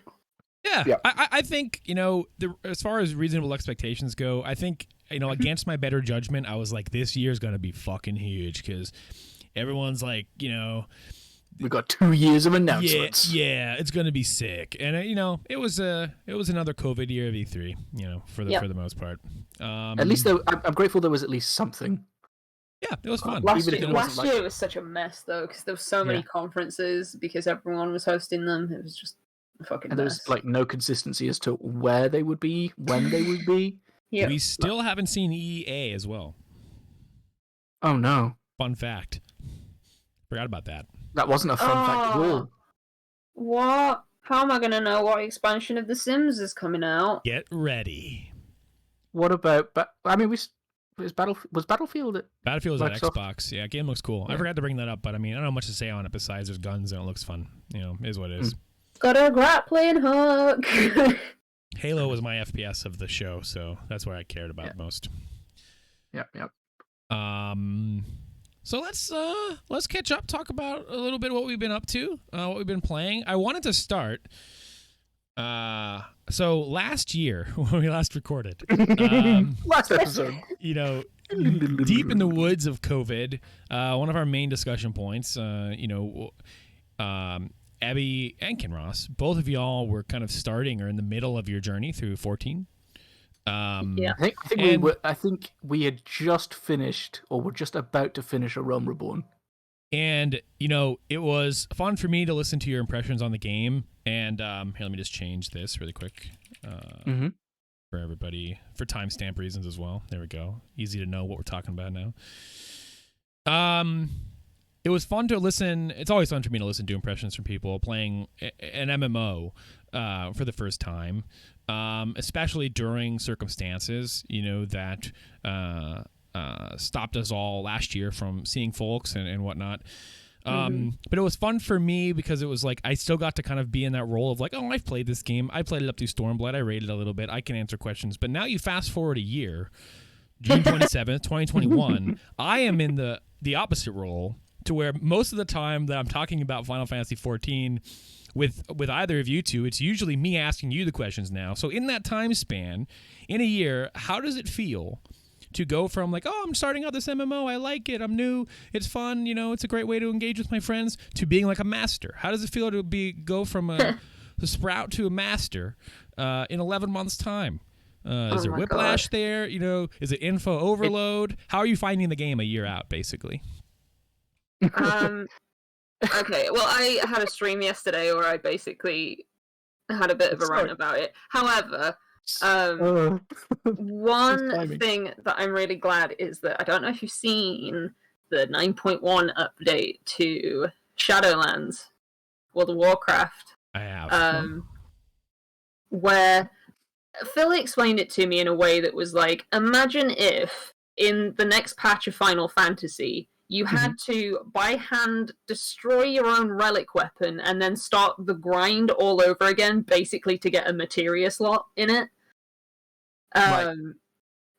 World of Warcraft are doing that. I would not do it. I didn't. I've not even finished the grind for my first relic weapon. I'm unlikely to do it again. Yeah. Especially since I don't put materia in. I was like, people still play World of Warcraft after that? Really? Yeah, that sounds a bit much. Yeah, it sounds ass, to be honest. So I'm glad I'm not in that position. Admittedly, I don't know what the relic process is for WoW. It might be, I doubt it, but it might be a better process for getting to that end. I don't think it is. From what I know, you have to spend like at least 5 weeks grinding up renown to like get parts of it. And Bill's just like, I don't know. Disagreeing with everything I just asked. Okay. It sucks. Okay. getting legendary sucks, and WoW, it's boring. Soul Ash stuff is boring. Doing Moss stuff is boring. Torghast is boring.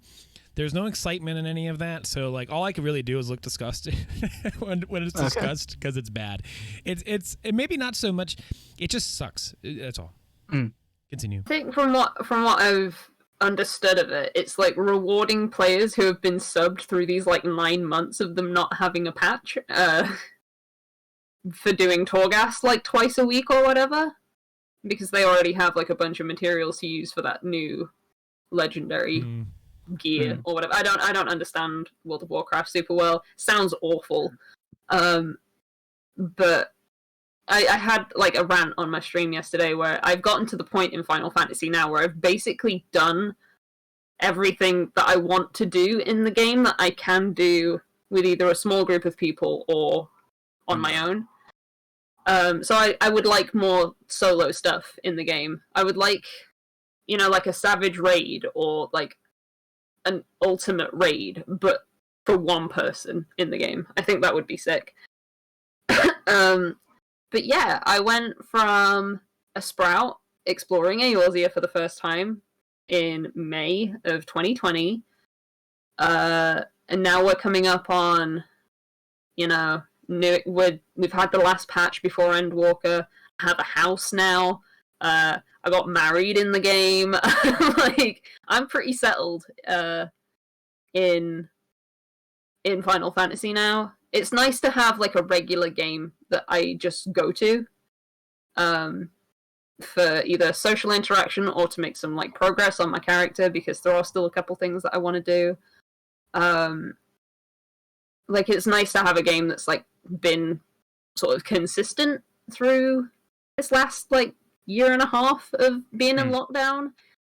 And I love it. I genuinely, for all the things that I complain about, because I've played it for like 2,000 hours and now I'm running out of things to do. There's a reason I've played it for that long, and it's because I love it. I think it's genuine. Like, I'll never get over how I think Heavensward is genuinely just one of the best games I've ever played. Like, it's good. I'm curious to see, because, I mean, I'm sure that there are a lot of other people that have had, like, a similar path over this last year of just having so much to do. I'm curious how long, like, whether that's, like, screwed with our perception of how the game should be, that when Endwalker comes out, we're going to be done too soon. Whereas the people that have been playing for, like, they know, like, an MMO routine, that they'll be able to better pace themselves. No. I don't know.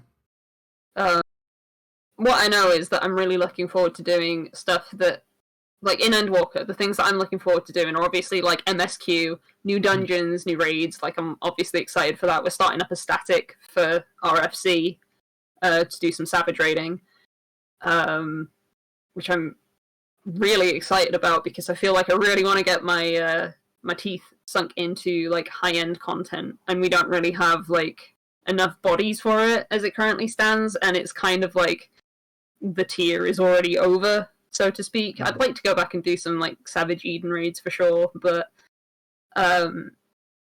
like, I have that to look forward to. I get to level all of my gatherers again. I get to level all of my crafters again. I get to like learn new rotations for like jobs and stuff that I've been enjoying in Shadowbringers. Like, I have so much that I'm looking forward to in Endwalker.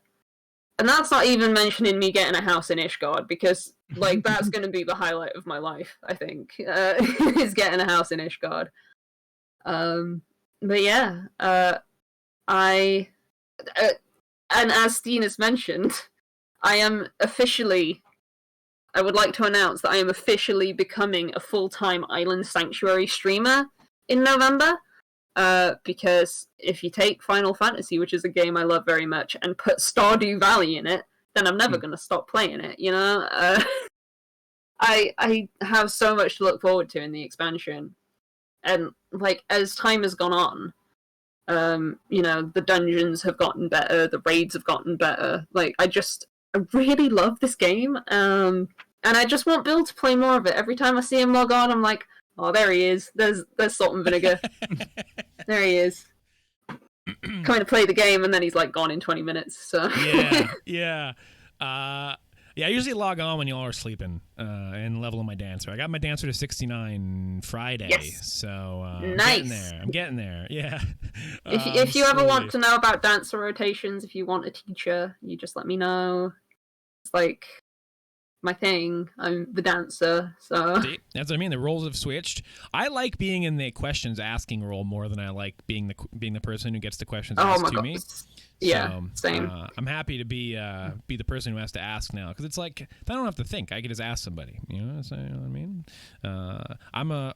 You all are my novice network at this point. So yeah, but less toxic, and we don't spoil the game for you. Yeah. Congratulations. I don't know about less toxic. I don't know. I've heard Novice Network is pretty toxic, so... Novice Network sucks. Conceptually great. Some folks in there, they think they're like the Elon Musk of 14. Like, dude, shut the fuck up. Like, you know what I mean? You just got a crown next to your name. You're not any cooler than me. Let's race There's on foot. There's a lot of eyes on Final Fantasy at the minute as well. I talk about this with, like, everyone because I find it so interesting. But one of the biggest WoW streamers has a date set for when he's going to start playing A Realm Reborn, and it's like a really big deal. There's someone who is also a very big streamer who rolled a character on Midgardsormr, which is our server. I have seen people running around with the fucking FC tag of Rich because his fans made him an FC. It's kind of wild. I was watching Rich play and start the game because I was curious how he would like it as a fellow WoW refugee, like somebody who's lived their life on WoW, and I was curious. He's announced he was going to start streaming it, and he's trying to get on the servers. And Midgardsormr is on the top of the list, and that's what he picked. And as soon as he picked it, I'm like, oh shit, that's where we all are, and that is 100% where Asmongold is going to go, because he's one of Rich's best friends. And so that will be interesting if he can get on Midgardsormr. Rich had trouble getting onto the server. I don't even know why he kept trying, because it was blocked because of the capacity. But he just kept clicking and it eventually let him in. So it's still preferred? Yeah. No. We're not a preferred server anymore. What he should do is go on to a preferred server if he can. But true. He's either way, he's 100% ending up on our data center. I don't think there's a world in which he isn't on our data center. And I don't really know how I feel about specifically Midgardsormr being like the server that's known for like housing WoW refugee streamers. If that happens, I think, to be honest, I'm going to make a lot of money off of people buying low-level gear off the market board, so, it's good for that, but, oh, yeah. I really like Aether as a data center. I think it's generally quite nice. Like, I have an alt on an EU server, that has a few... Basically, I play on the same server as Zeppler on my alt, and I don't think they're as friendly over on Light as they are on Aether, to be honest. They're a bit more memey. Like, I was doing a run of Copperbell Mines. Bear in mind, these people had no idea that this was not my first character. We get to the middle boss in Copperbell Mines on this one run, and the tank just takes off all of their clothes and just starts dancing. And I think about that because, like, what if that was my first time playing the game, honestly? Yeah. I don't know. Anyway, I just don't know. I don't know. I'm nervous about it, but we'll see where he ends up on July 3rd, I guess. It'll be interesting. I think, no matter what, Aether probably would have been where he ended up, because that's where everybody recommends for rating. Gilgamesh is there. And, Gilgamesh, yeah. Yeah. So I have a feeling he's not going to be able to create somebody on Midgardsormr at the time that he streams, unless he creates a character beforehand and has it made already. But I feel like the character creation process is part of the stream that people want to see. So I have a feeling we won't have him on Midgard's Armor. Unless you record it and then you play that as like a pre-stream thing. True. But we'll see. Yeah, we'll see how it affects our daily life running around. I went when Rich started. I went over to Limsa when he got there, just to kind of witness the crowd. I've never seen anything like that in my life in that game. That was like 70 people just spamming holy on him in the inn in Limsa. It was a mess. I'm going to be honest. I find people that, when they follow these big streamers around and when they follow these like big streamers around and just don't do anything, they follow him, they like give him stuff for no reason. He doesn't even like acknowledge, like he doesn't say thanks or anything because that's how little he really cares about it. I find it really, really like awkward. Yeah. It's like a please notice me type of moment, and it's like it gets to the point where you kind of have to be a dick to get it to stop, but at the same time, do you want to be a dick? Like it's really hard, like a balance to strike if you're trying to be nice with your viewers. I think my main concern is I was watching him play the other day. I was like, I would find this so wholly unenjoyable to just be followed around by people while I'm trying to do MSQ. Yeah. Yeah, there's like a difference to running into someone in like a 24-man and being like, oh, that's really cool. So literally following them around. I think it's fucking cringe, to be perfectly honest. But I just don't want that to stop them from enjoying the game, because I think one of the reasons that Asmongold stopped playing ESO was because he was so easily available, because that's a free MMO and people would just follow him around. And until he gets to Stormblood, it's technically a free MMO and people are going to make characters literally just to follow him around. Free to play up until level 60 in the critically acclaimed expansion Heavensward. That's the one. That's the one, Kinras. For the first time. I don't know why I'm talking about other streamers, but It's a big deal for the game. I think a lot of folks who have been paying attention to MMOs, or I can't get a stupid strap. Over the last few months, 14 has had, like you said, way more attention put on it than any other game. But I mean, WoW is in that, because WoW is the one that's giving it its attention. And I think it presents itself an interesting conversation around 14 as to like, why are people doing that? What is so good about it compared to WoW, and like how different is it compared to WoW? So when somebody like Asmongold comes over to it and it's like a scheduled thing and it's a big deal, he's like one of the biggest streamers on Twitch. And in one way or another, his audience is a certain way, and the way that they play WoW is played a certain way, so it has bearing as to the health of a server depending on where he goes. So it's certainly interesting to speculate about, considering our server is in the mix, which I wasn't expecting. When you were like, oh, Asmongold might be on Midgard's Armor, I was like, we need to stop and have a discussion about this, because I don't know about that, to be honest. I wasn't sure how to deliver that news to y'all when Rich made it on Midgard's Armor. I'm like, well, if he did it, then... But because of the way that, Visiting Worlds works, I think it's just a matter of he'll be on Ether. And he'll have his own FC. I'm sure he won't join Rich, so that won't really matter.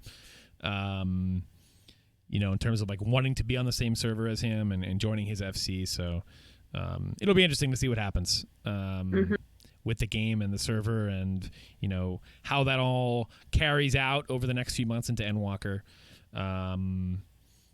Like curious about how it's gonna happen. But yeah, like what I was saying generally is I love Final Fantasy XIV. I really care about the health of the game.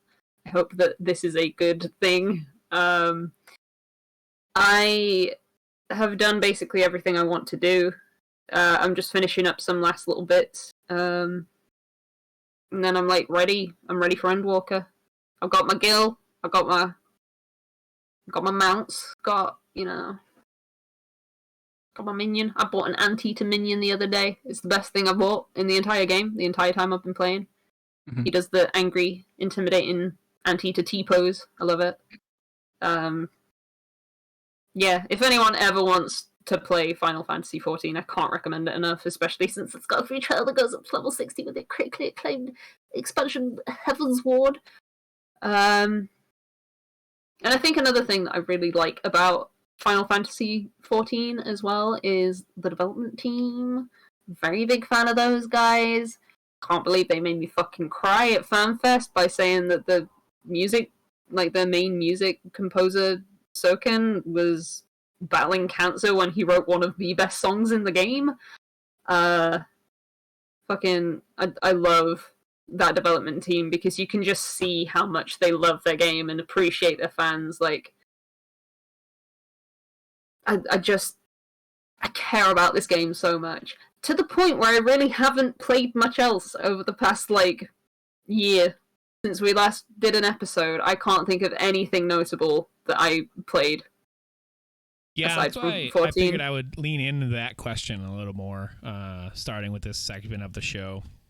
Knowing that, but it's crazy because it's the same game, but I mean, so much has happened in it, and you've seen so much. Every expansion is basically its own little RPG. So, oh my god, I'll never get over how good Heaven's Ward is.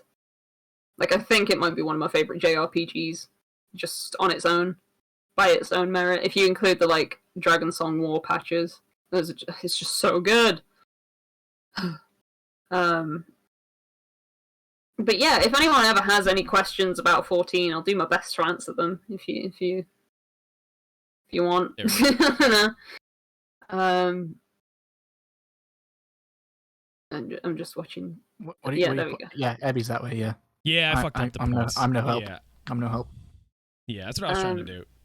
I still fucking. The other thing as well. Sorry to keep going on, but the other thing that I enjoy as well is that I've clearly gotten a lot better at the game in the last year. I think I'm a capable player now. I could probably master. I could probably give some Savage content a go. I took you through the Nier raids, managed that somehow. And one of the things I really want to do before Endwalker comes out is I want to take you, Bill, through the Bojin Southern Front, which is an area in the game that's entirely for relic weapon grinding, but it's wholly based on Final Fantasy XII. Oh shit! So I think you like that one. I made a very scary promise to Jeff when I was doing my Dark Alliance stream with Kinross. Jeff had said to me in chat, Bill, I need you to get at least one relic weapon completed before Endwalker comes out. Everybody challenges me to play this game. And I gave him a hard date. That I will have a finished relic by August 22nd. Okay. I don't know why you picked that date. Okay. Bill, after we finish this, I want you to log into Final Fantasy, because you're going to have to start soon. You're going to have to start. It's totally doable, but the prerequisites for it can be a little bit. I gotta do Ivalice. You gotta do the Ivalice raids, which not a lot of people are queuing for. And then you'll have a duty to do, and then you'll be able to go into Boja. What relic are you gonna go for, though? That's the thing, is I don't want it to be the Bard one, because I don't want to play Bard. I like to do Dancer. That's why I'm leveling my Dancer bit by bit, so I can also level them through doing the relic zones to 80. Yeah. But so yeah. You could start that when you hit level 70 on Dancer. So you could do the Ivalice raids on Dancer, which is for the most part very low pressure. You can enter the Bojin Southern Front from level 71, and the experience that you get in there is mad. It's really good. So yeah, let's do that, Bill. Let's fucking do it. The date I'll is set. help. I have my deadline, so I'll help you. Oh, but there's also one other really stupid thing I said in that promise as well. That I wouldn't only have one finished relic by August 22nd. That I would have another one halfway done. I don't know why I did that to myself. Okay. Now the secret thing is, if you get one done, you've already done A lot of like the bad 2 stuff. sections that are super like bulky, grindy, and you only have to do that once. I was just So feeling technically, big that you day, will always be halfway done Aha, so that's a loophole. once you finish one. Yeah, so dumb idea. there is a phase of the relic weapon grind that I don't think is very fun personally, but they have like made improvements to it since that, which is you can either do the Void Arc raid or any of the Everless raids, and you get a shard, like a memory from it, and you need 18 of each of those. Which means you have to do 36 raids in total. Was it because was it not 18 Crystal Tower, 18 Everless, and then 18 Void Arc? No. It was only 18 Void Arc, 18 Everless. The Crystal Tower thing is a repeatable step, but that's easier now as well. So, but yeah, I would love to take you through that content because it's some of my favorite content in the game. And I know you loved those Nier raids. Yeah, you know what? I'm going to use it as a jumping off point. I played the Nier games. Yoko Taro fans. Okay, I have a question. I will just tack on to the end of 14. I have a complicated relationship. I'm working on it. You have a complicated relationship with everything, Ross. Let's be honest. I do, but 14 has been particularly complicated. I just have one question about Nier for Bill specifically, because he kind of... I think we have similar tastes in games. I think you have a good idea about what I would like. Do you think I would like Nier? I think so. I think... Oh, also, by the way, chat, before I talk about these two games and answer Abby's question, I say the word automata different every time I say it. I don't know the correct pronunciation. If chat wants to phonetically write it out for me so that I'm not driving you mad the whole entire time I talk about these games, I'm happy to oblige you.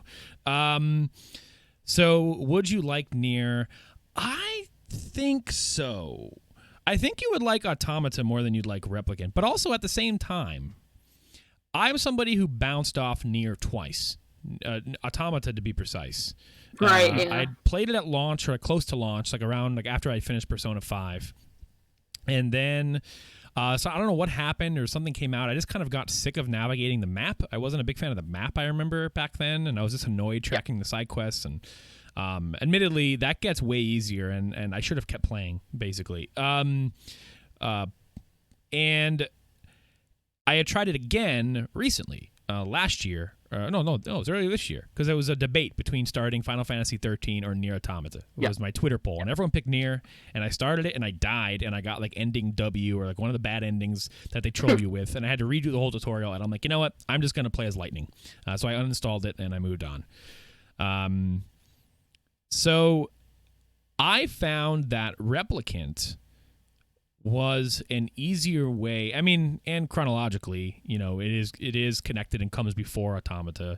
After playing them both, I would say you could start with either one personally. But I did find Replicant to be a little bit easier to get into than Automata was. And I think if you were interested in Nier, in the whole shebang, I think it would be in best interest to start with Replicant anyway. I think you would like it because of the characters, Replicant, that is. Some of the things I'm going to say are going to sound like I'm talking shit on Replicant. But Replicant's very old. They didn't really change anything gameplay-wise in Replicant from its PS3 iteration to its remaster. So the side quests, there's a lot of backtracking. There's a lot of running around the world. The side quests objectively, that's not the definition of the word I want. The objectives of the side quests are very boring.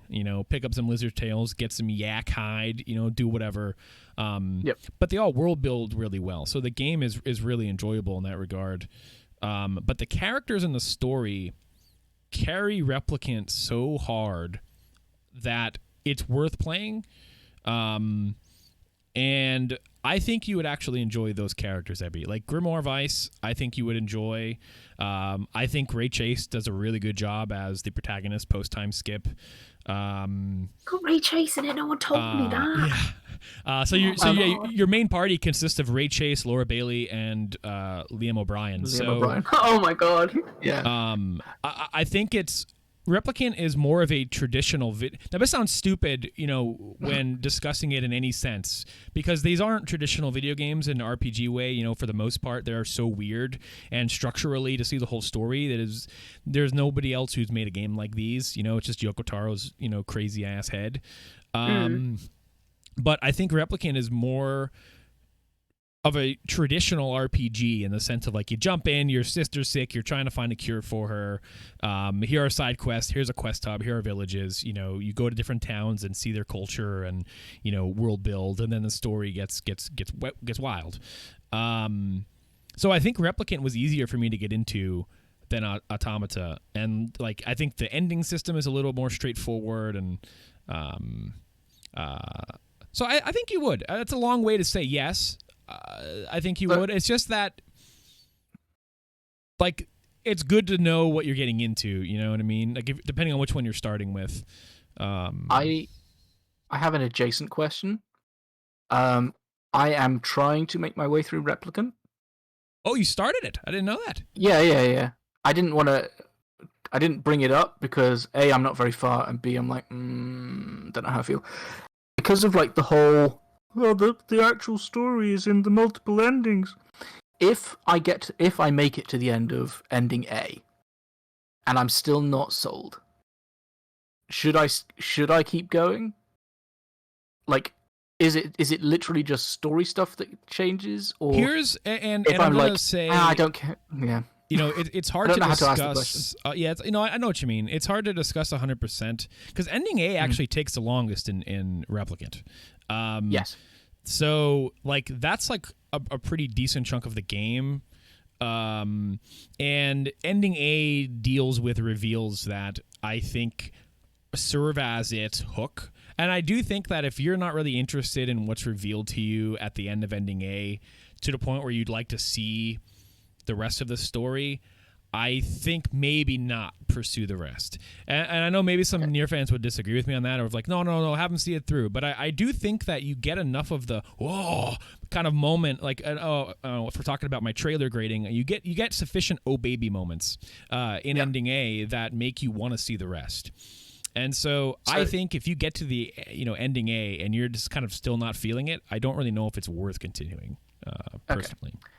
Because the other thing that I've struggled to work out is because of multiple endings and things like that.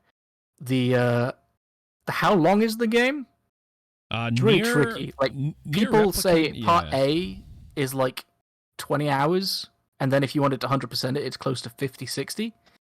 But I don't know if that's. My full playtime on Nier Replicant was like 47 hours. Okay. The reason, Kinross, I say that if you get to ending A and you're not really digging it still, like story-wise, is getting the multiple endings in Replicant involves like really playing the same content over and over again to a certain point.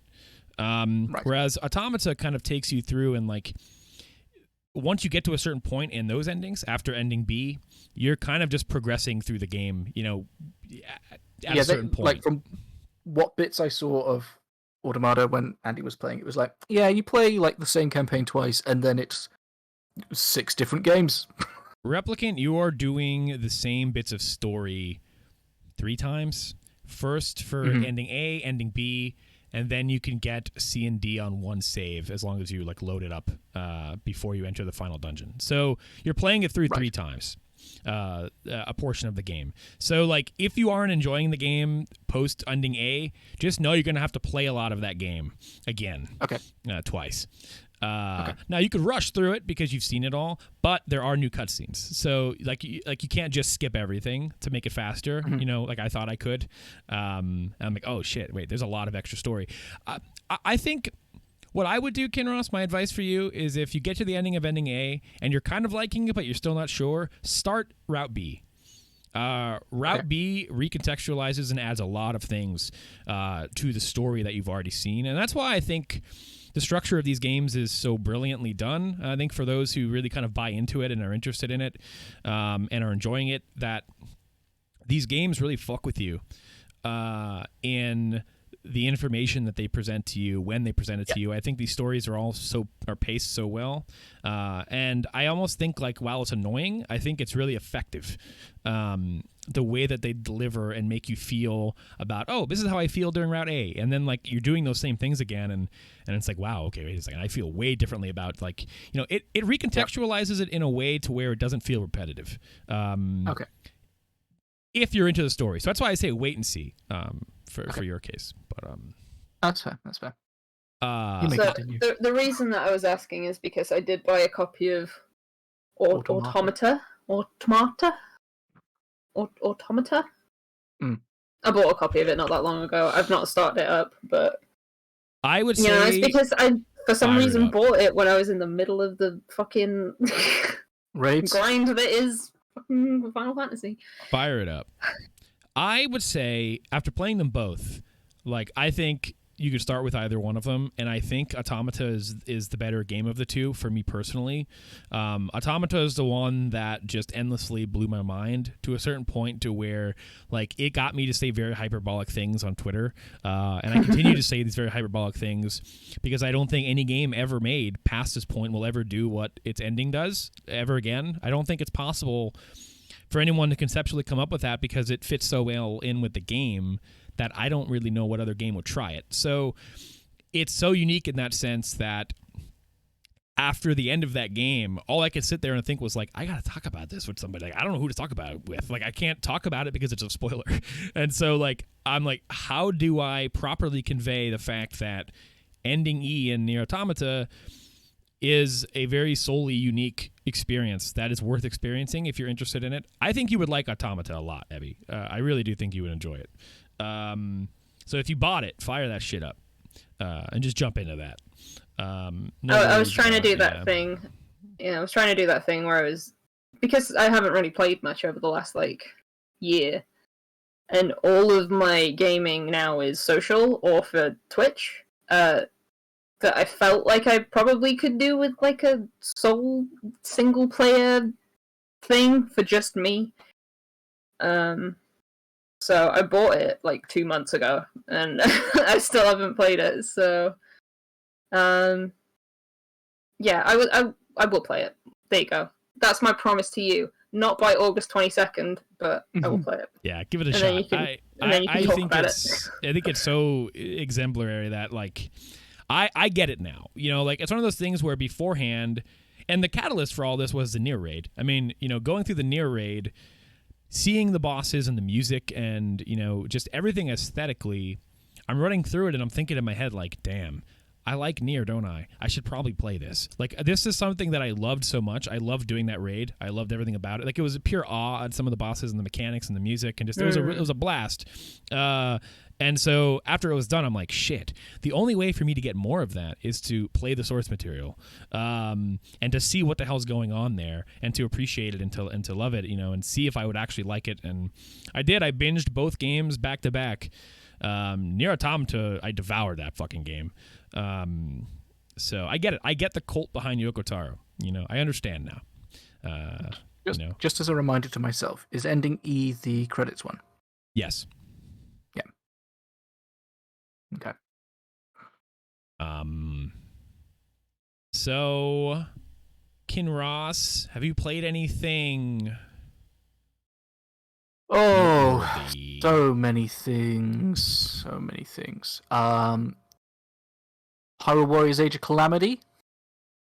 Oh god, that came out since we last recorded a podcast. Okay. Okay. I know that Abby and I have very different opinions on it. Mm-hmm. Much like Final Fantasy. You diss my game, I'll diss yours. I don't diss your game. That's not true. That's a straight lie. I 100% acknowledge that my issues with Final Fantasy are issues with me. Dissing my game, man. 95%. 95%.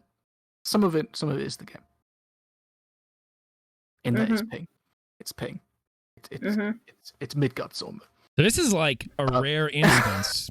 This is like a rare instance where Kinross likes a game, but Abby doesn't. I this don't. I doesn't will say I happen don't too dislike often. it. Hyrule Warriors has like 3 points in it where it's just a dick. And watching on stream, I 100% get it. I understand I understood your frustrations. So let me explain it for Bill. Yeah. Who's played a Warriors game before. Mm-hmm. How would you feel if during mid map, the game did a cutscene where something happened and then forced you to play as a different character with a weapon you have never used before against quite a hard challenge? With the typical, hey, this is a new weapon. Your previous thing, you'd upgraded it to like 68, 70. This is 11.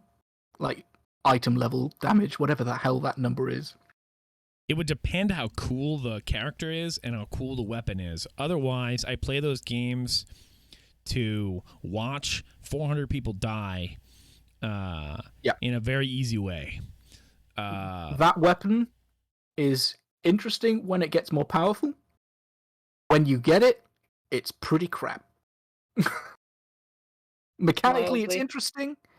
It's not great. When they it's not Link and a sword, so I don't want to play with it because I'm a very basic person when it comes to Hyrule Warriors. Like on the original Hyrule Warriors, like I think my Link is level 108, and anything that's like close to it, like the closest other one to it is like Agatha at level 68 because I needed her for a map, and that's it. Yeah, I still have like very clear character preferences, and I look at the list, I'm like, man, these people are all at 30, 40, and everyone else is like 50, 60, and then you got 2 or 3 that are 70, 80. Link's pushing 90 at this point. Yeah. And it's a tough thing to like get yourself out of when you're so used to how a particular character feels to play, to then go to A, someone who controls differently, and then B is going to be inherently weaker because you've not played with them. Yeah. Which is sort of similar to like Overwatch and Final Fantasy. It's like, why would I play anything else? Why would I play anyone other than Zen when I'm so used to Zen that I'm just like, I'll do it. I'll play Zen. That's it. So is this like a why would guest I play character? melee DPS? No, it's a main character. So is it one of the characters you have unlocked? Yeah, that's fine. I can tell you the character is Zelda. Zelda's moveset changes halfway through a map.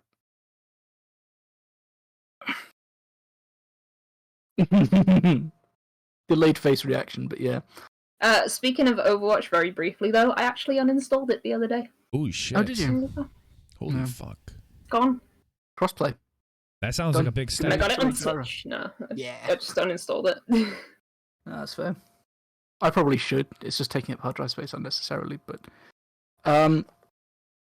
if Mr. Kaplan is no longer there, I don't think I am either. You know. That's true. Anyway. Yeah. Hyrule Warriors gave me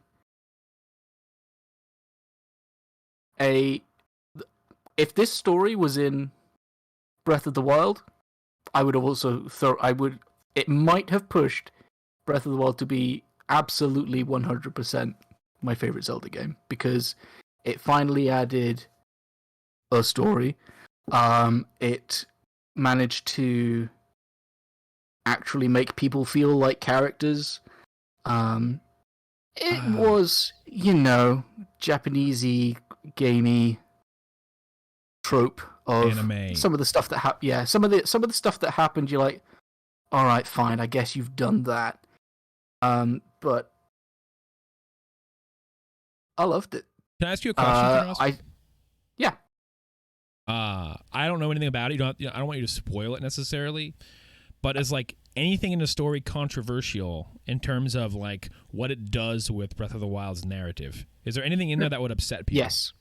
Okay. Yes. Do you like it? Yes.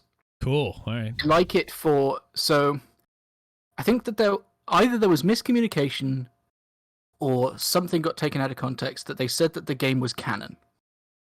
And I don't know whether they've backtracked on that. I don't think either of the Warriors games are canon. I know that the first one definitely isn't. I think that there was some interview where someone said something and it was either interpreted as or stated as this is canon, and then after the fact it wasn't. But like, if it was canon, I like what it potentially allows in the world. Mm-hmm. I don't think that they'll take it anywhere, which is unfortunate. Because in my head, it could neatly, or not neatly, but nicely lead into Breath of the Wild 2.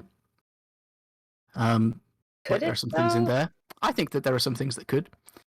I just think there are some things. Discuss. Yeah, I think there are just some things in that game that happen that I don't think actually did happen on that timeline. I think it would be like one of those, like, you know how the timeline diverged because Link could travel through time. I think it would be that situation rather than just on the same timeline. Yeah, I think it would like split from the first Breath of the Wild. Like it would happen. Yeah. Before Breath of the Wild? Yeah. Yeah. I gotta play this damn game. Or finish it. I started it. And the first expansion came out like last week. And added... Admittedly, I hadn't like properly finished the game. But added a fair amount of stuff to do. And this was like the smallest... Yeah, the map is a really cool idea until about halfway through, when suddenly it gets very Ubisoft, and then it just does not stop.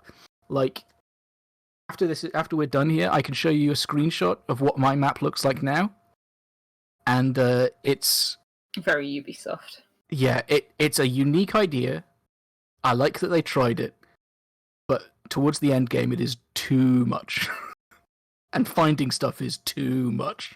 I think that is something that, you know, when I started it and I started playing it, I really enjoy it. I like playing as Urbosa. Like, I enjoy the shit out of that.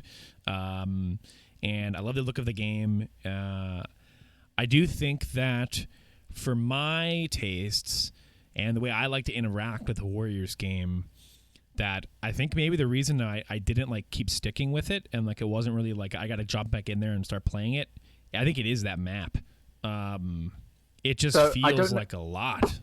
Like, you kind of forget that it exists, but there is a mapless option. Sure, if the menus, there's a list of main story quests, character quests, and side stuff, and those are like as a list rather than trying to find the icons on the map. It's still not great. Oh, and like general challenges. But it's a little bit easier to find like the last straggly few bits. But yeah, I thoroughly enjoyed that game. Nice. That's always very good. Nice. That's nice. Only one other game comes to mind over the last year, but I'm okay to take a step back for a moment in case someone else has something. What is it? Oh, it's a little old thing. Sequel to like a 22-year-old game called New Pokemon Snap. Oh God, yeah. What'd y'all think of that? There's been a lot. Thought it was alright. That's generally what I feel about it. It was alright. Yeah. I don't know that it was worth waiting 20 years for, but it was alright. Yeah. There are some things in that game that I wish that they would put in as like a little quality of life thing. And that is your photo decks.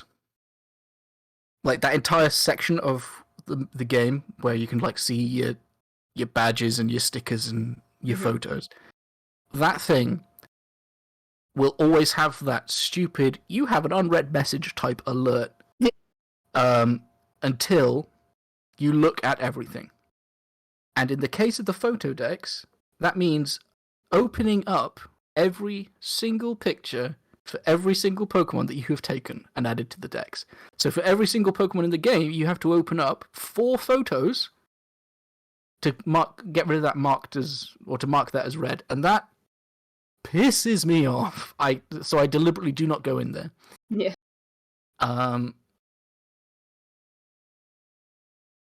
I think that it is a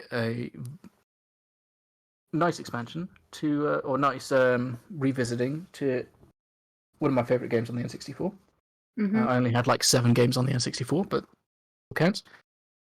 I think I would probably have liked it more had it not been 20 years of building it up in my head. Mm. You know, it wasn't necessarily the game's fault. I think the game is, for what it is, pretty good. It just doesn't feel the same as I thought it would. Like, I thought I would have the same experience I had when I was 10 years old. You know, and I didn't. So. I think something that contributes to that is that first time playing Snap back then, it was like one of our first experiences getting to really kind of explore Pokemon in their own natural habitats in 3D. Mm-hmm. And even though it was on rails or whatever, as a kid, like getting to knock a Charmeleon in and see him evolve into a Charizard in that way on your television was like, oh my god, like this is the best thing I've ever fucking seen. But now in like 2021, like I've seen that fucking 3D Charizard 400 times by now. He ain't really impressive to me anymore. And like the game is good because, like you said, I mean, like it's fine. It just really is just another Pokemon Snap, and like how you feel about that is really dependent on what you're looking for, I guess. And I really like it. I didn't beat it. I know it won't take me that long to beat it, but I don't know if I will, because I got like my fun out of it. You know what I mean? I sat down and I took some pictures, and it was really jolly, and I enjoyed it.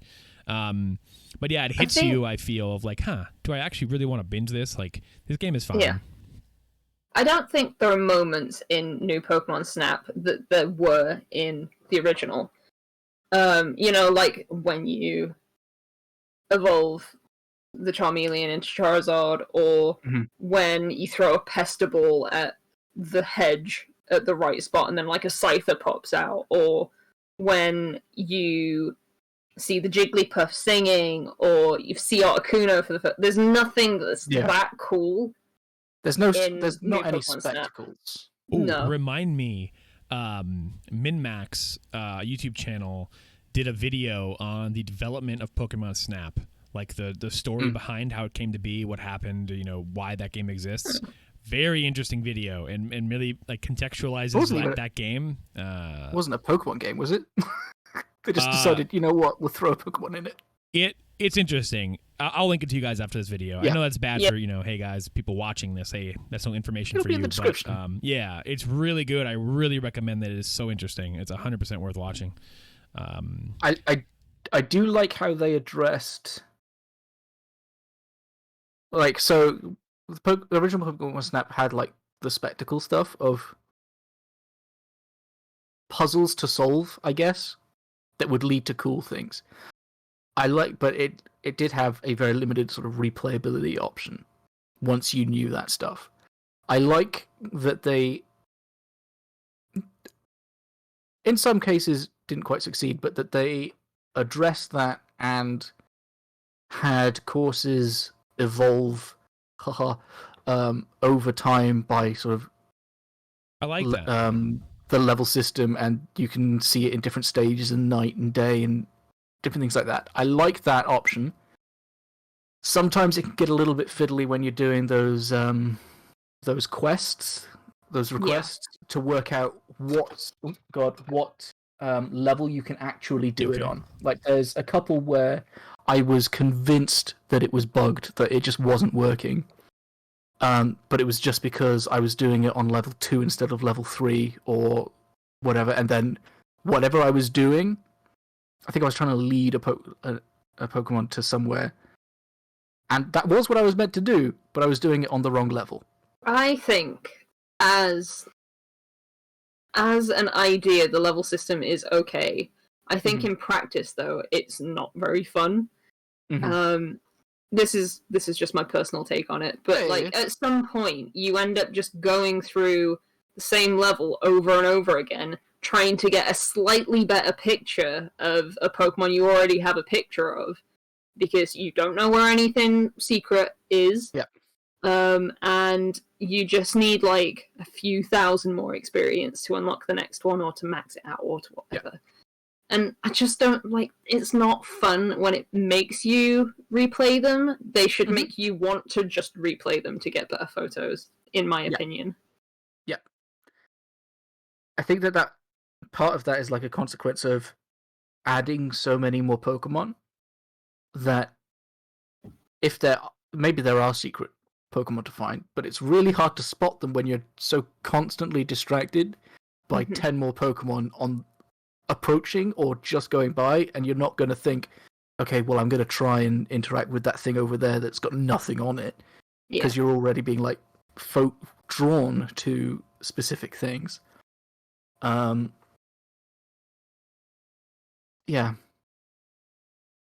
I'm glad that it exists. Yeah. I hope that they don't wait 20 years. Yeah, I hope that they make more of them, because I feel like there's a lot that they can improve on and make it a genuinely like amazing game. But I don't think that this game is amazing. I think it's okay. I think it's good. You know, I enjoyed playing it, but I'm good not playing it anymore. At the very least, going back to like the discussion with the Wholesome Direct, at the very least, it has, for whatever reason, encouraged indies to be like, you know what, I want to make an on-rails photo shooter. Yeah. So even if Pokemon Snap 3 or New Pokemon Snap 2 doesn't end up being a thing, or it doesn't go the way we want it, other people are willing and experimenting with the idea of doing it themselves. Temtem Snap, baby. And that's a good time to. Did you just say Temtem Snap? Yes, he did. No. Ooblet Snap. Oh my god. So yeah, like if indies are starting to run with the idea and one of them happens to take off, I'm all for it. Because I love that style of game for whatever reason, even though I've only ever played 2 of them. Relaxing. I like them. It is. It's chill. Chill, except for when you're trying to get that Pidgeot to eat the fruit. Just eat it. It was a cool moment though, where I accidentally started a fucking turf war between a Pinsir and a Heracross. That was pretty cool. That was cool. Yeah. Don't know how I did it though, so I can't really recreate it. But like, there are the odd moments that are like, man, that's pretty sweet. But they are few. Speaking of turf war, there is a game that I would like to briefly touch on, if that is okay. Yeah, absolutely. Is it PvP in Final Fantasy XIV? Absolutely not. It's Monster Hunter Rise. Oh yeah, it's a game that came out. It is a game that came out, and I really love that game. Like, I don't know that I would have gotten into Monster Hunter with any other game aside from this one. It's just very enjoyable. I don't know if you've played it at all, Bill, because I know that you were pretty big on Monster Hunter World. Yeah, right? I played a lot of World. Not as much as some people, but a nice 70-hour chunk. I bought Rise. Did not really play it as much as I thought I was going to. I'd still like to, because again, I loved World, and I liked the few hours I played of Rise aesthetically, and it just looks really nice. They did a really good job with that RE engine on the Switch. And yeah, Chuck and Chat loves Rise. A lot of Monster Hunter fans around me, around you, and around the show. So it's always nice to make them happy. So how have you? What's your weapon? What's your weapon of choice? Dual blades. I like fast chipping damage, I guess. But I did take a break from the game, and I went back to it recently, which is why I sort of like figured I could talk about it.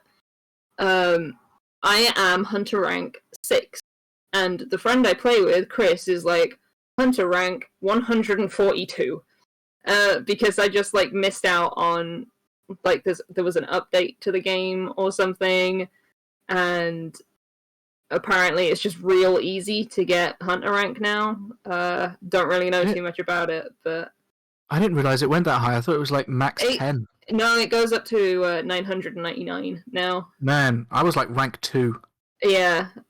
So I came back and I was like, dude, my gear, I'm wearing Kuliaku plus gear, and I have the Magnum Aloe dual blades help. And we've just been like, every so often we'll just be like, hey, don't really have anything to do in 14, should we play some Monster Hunter for a bit? And it's good fun.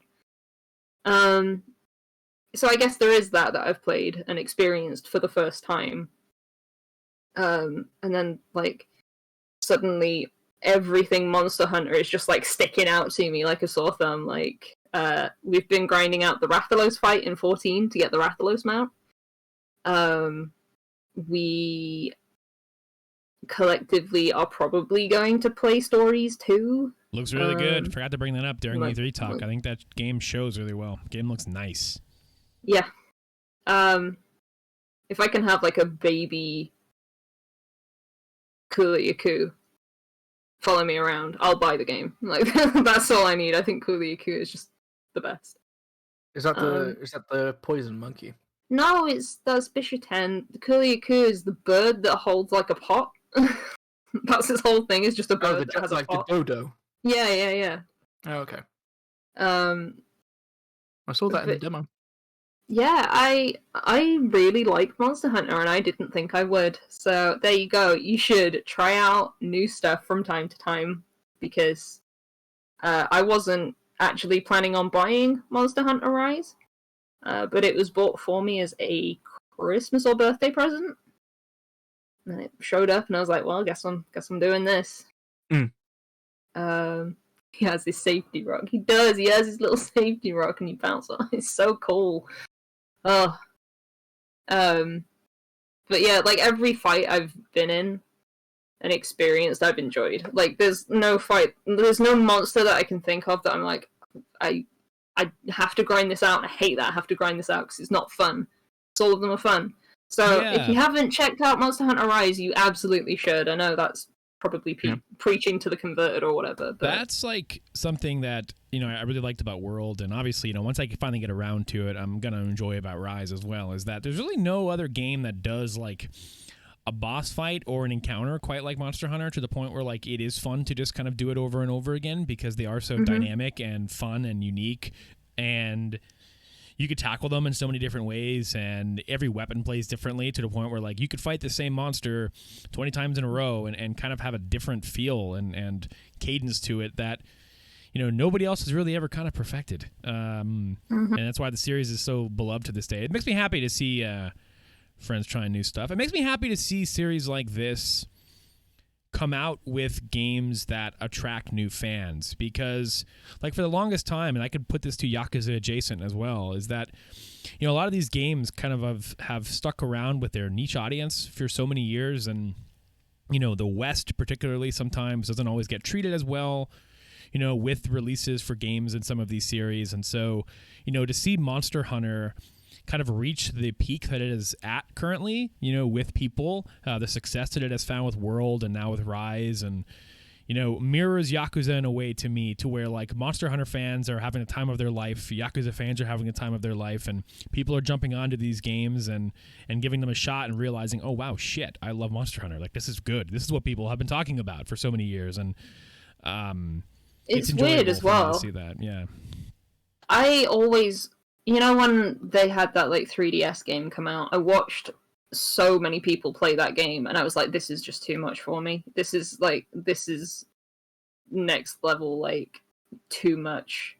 It's too in detail. I don't think I'd enjoy it. And I watched it over and over, and I was like, no, I don't think I'd enjoy it. So I was like really actually kind of reluctant when I was given this game. I was like, I really don't know that I'm going to like this, and I'm going to feel bad. But I think Rise is a really good like entry level game, because I've never found it like so hard that I've just not been able to do anything. Like getting used to the controls was a bit much, and like remembering to sharpen your weapon and Bleh.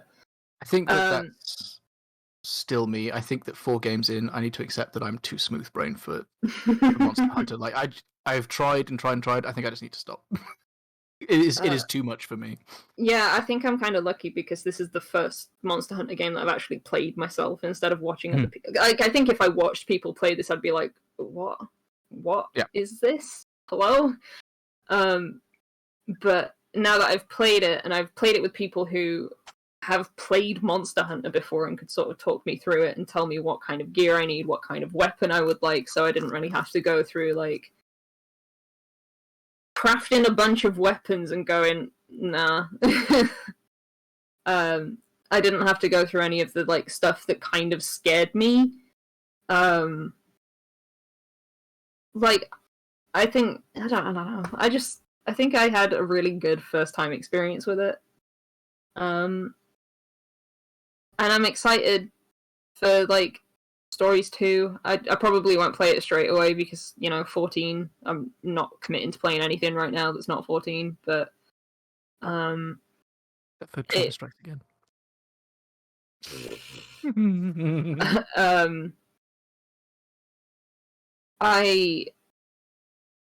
I'm just really happy that I'm finally into it, I guess.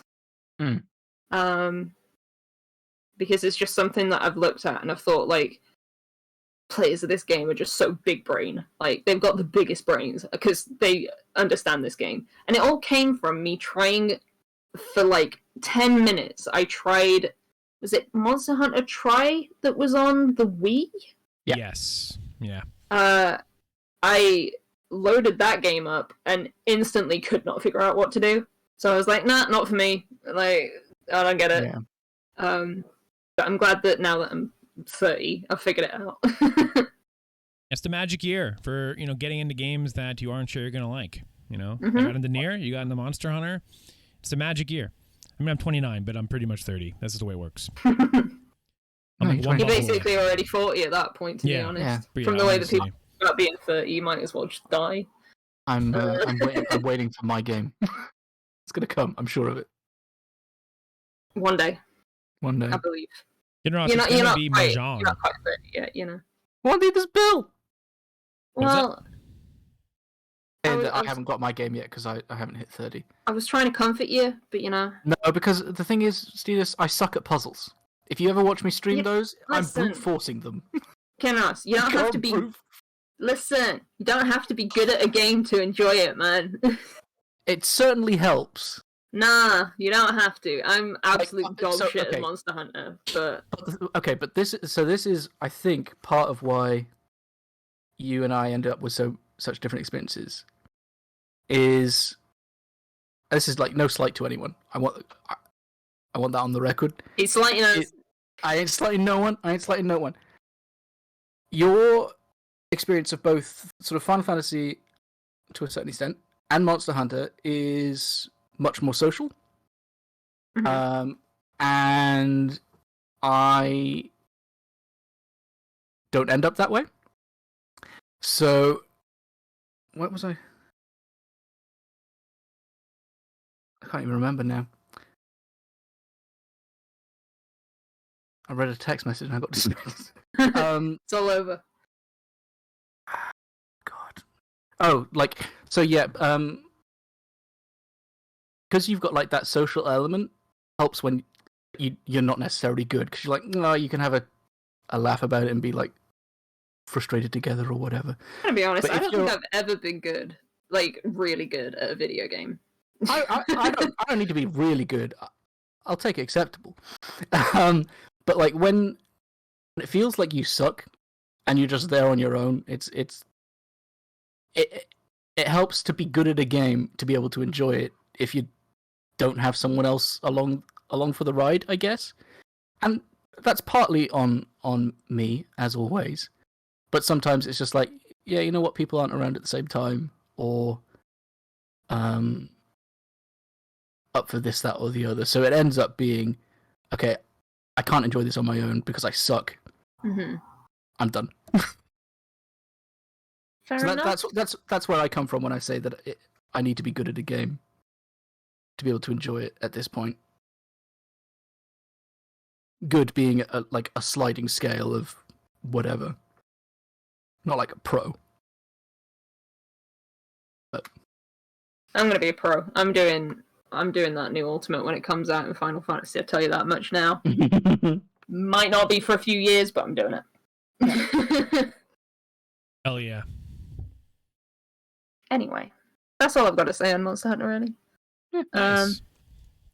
Good game. You should play it, Bill. I think you'll like it. Yeah, I got to get back into it. I got to start dusting off my Switch in general. That's the one platform that I've been neglecting lately, like both Hyrule Warriors. Like, it's been on my brain. Like, I want to get back into that, and specifically Monster Hunter.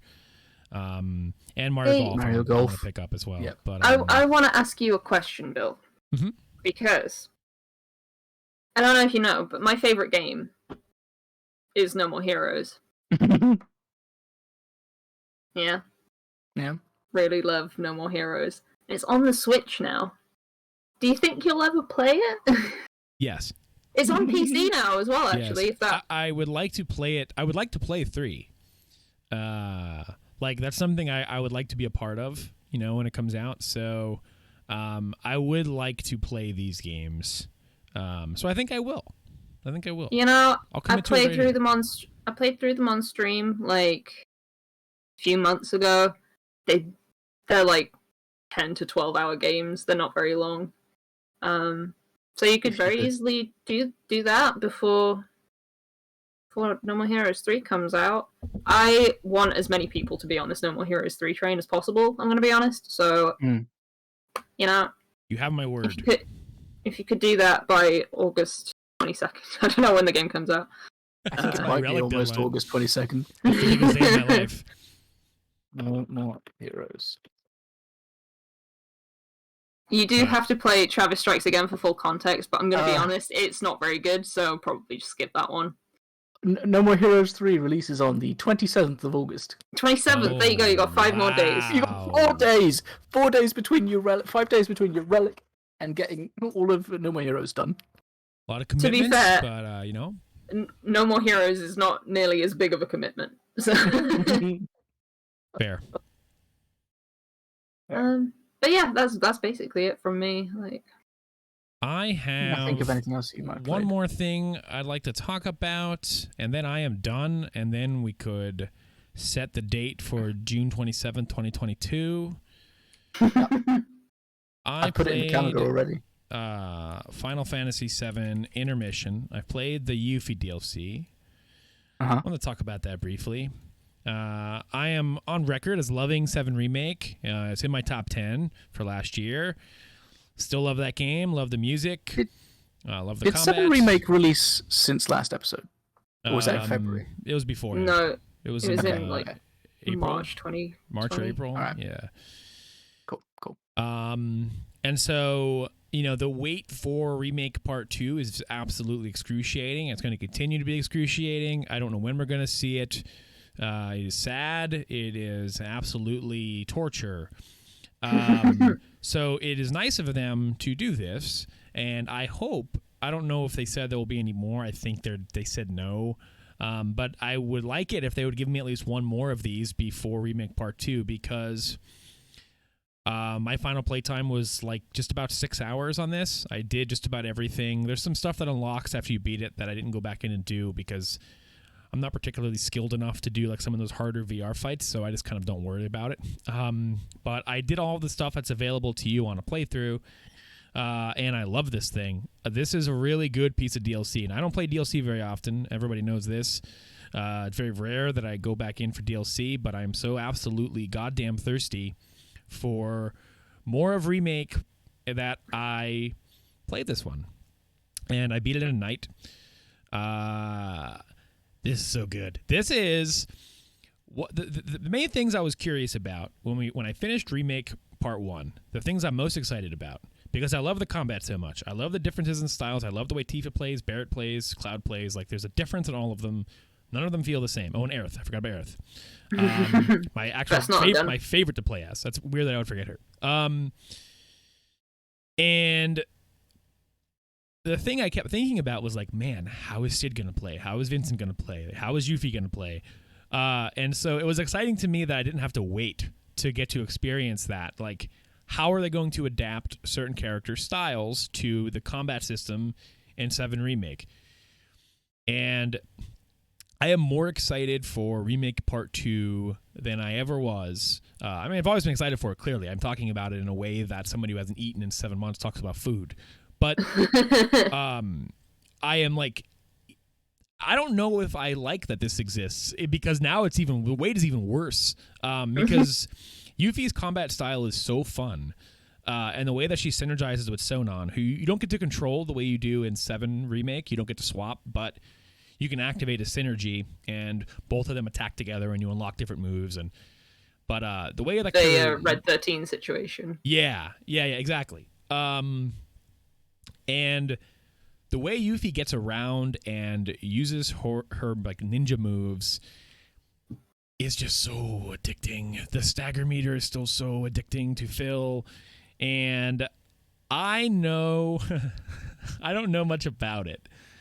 But I know for the folks who have played Dirge of Cerberus and Crisis Core and a lot of that Final Fantasy VII compilation stuff, that they have brought in 2 characters from Dirge of Cerberus in this that were in the trailer, and everyone was worried about like what kind of presence they would have in this. But it is some goofy ass Nomura shit that the character designs I think are god awful.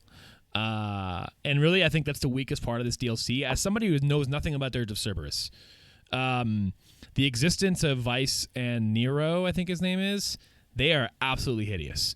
But they are fun to actually, Vice isn't really in it that much, but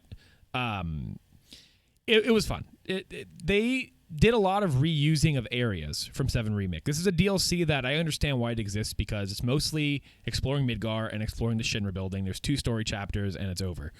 There's a lot of repurposing of areas, but it was really fun to kind of see the story going on at the same time as 7 Remakes, you know, and like seeing Jesse or Wedge or them just walking around Midgar, like, you know, not knowing who you are, and they just exist. And it was fun to see it from a different perspective. And they had a Fort Condor minigame, which for people who have played 7, Fort Condor is a minigame in 7, but it is actually happening at Fort Condor, where it goes into like a tower defense mode. Whereas in this, they've turned it into a board game. And I don't know what that means for the future of Fort Condor in Part 2, but the board game is fun. As somebody who loves their Final Fantasy minigames, this hooked me as much as Triple Triad did. I actually really liked this. This was like their first little hit for me in a while out of all the games that I've played, because Triple Triad was a masterpiece, Tetramaster and 9 was an absolute vomit pile of shit. I couldn't stand that. Blitzball, loved Blitzball. This, I love it, and I hope they expand on it in Remake Part 2. I hope they don't toss it in the trash, because there's potential in Fort Condor. Otherwise, yeah, this was just a really good breezy thing. Yeah, what's up? Do you think we'll get 16 or 7 Remake Part 2 first? 16, I Hope think. 16. Me too. As much as I'm excited for Remake Part 2, 16 will be a complete game, and so I want that on my plate as soon as fucking possible. Because I just want to dive into that. And, you know, Remake Part 2, I imagine we'll get a 3 and 4, you know, at some point, I imagine. Yeah.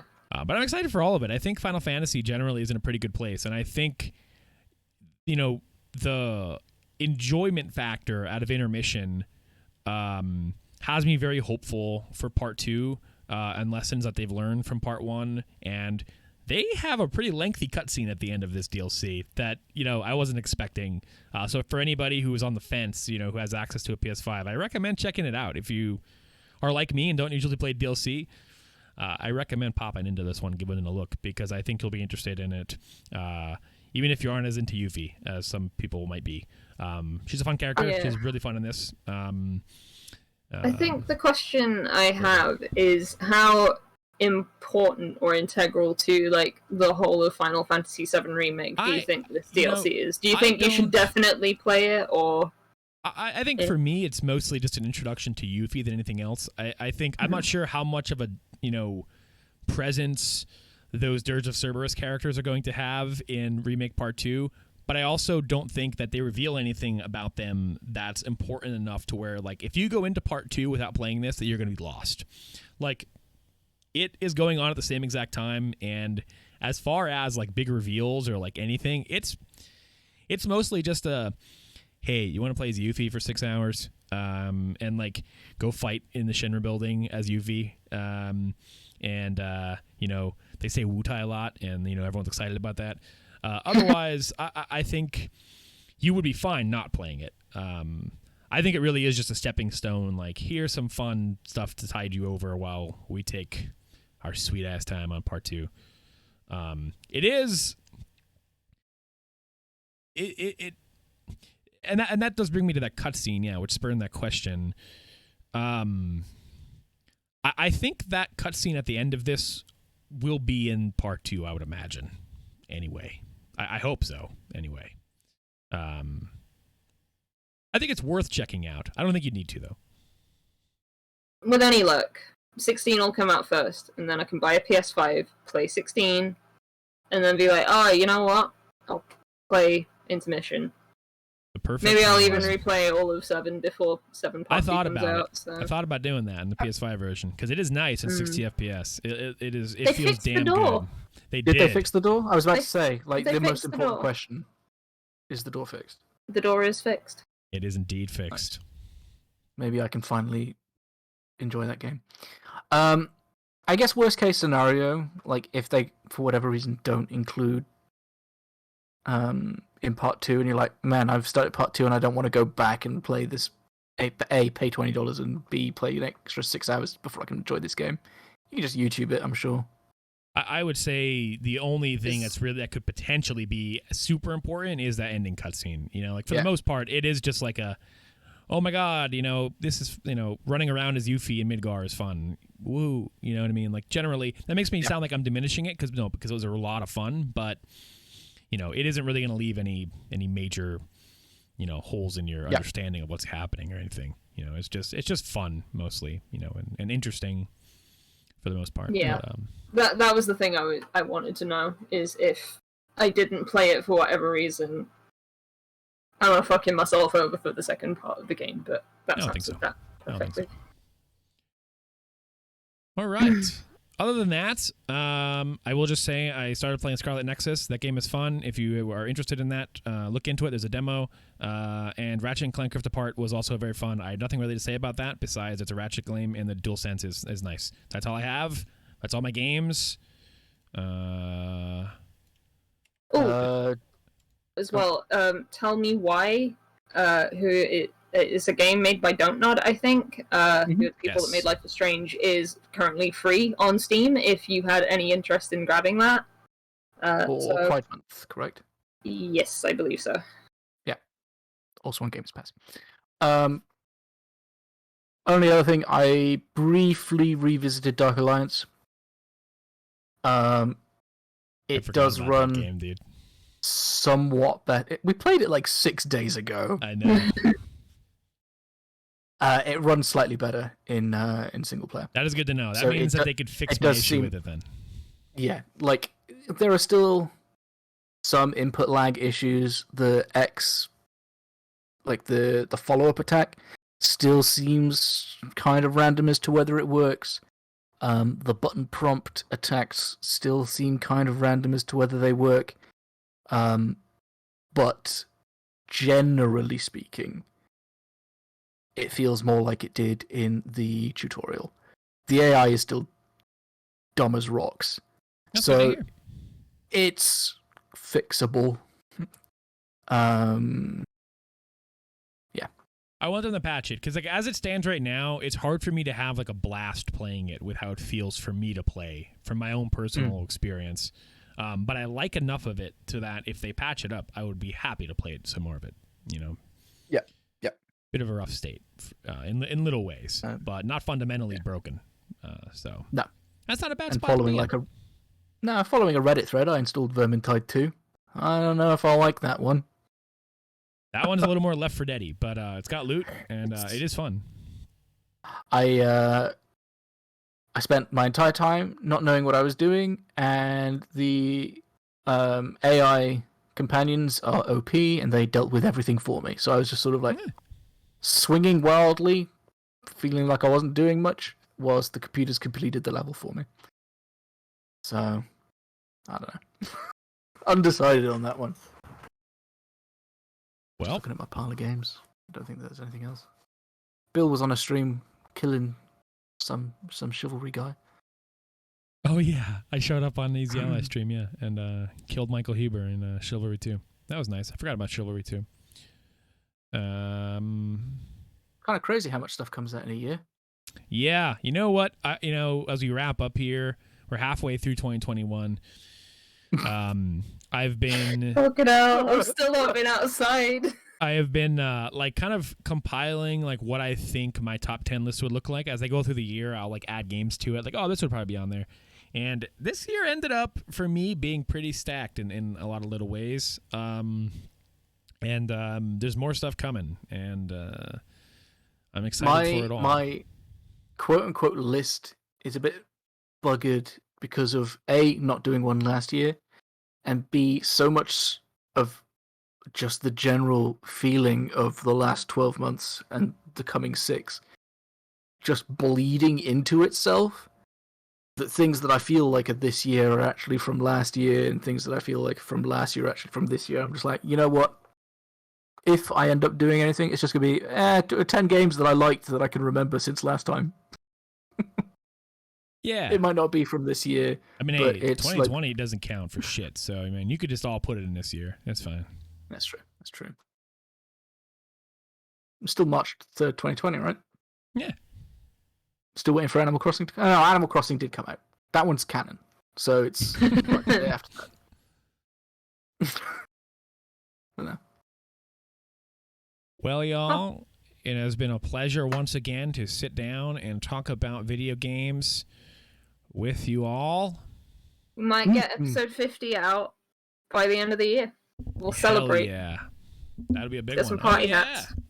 50th anniversary. Mm-hmm. Got 50 whole episodes. It's gonna be, by the time it comes out, it will be the 50th anniversary. Yeah, you're not wrong. Chat, thank you for hanging out with us while we recorded this episode. Your input was greatly appreciated. Live corrections are always a good thing, so we don't look like idiots.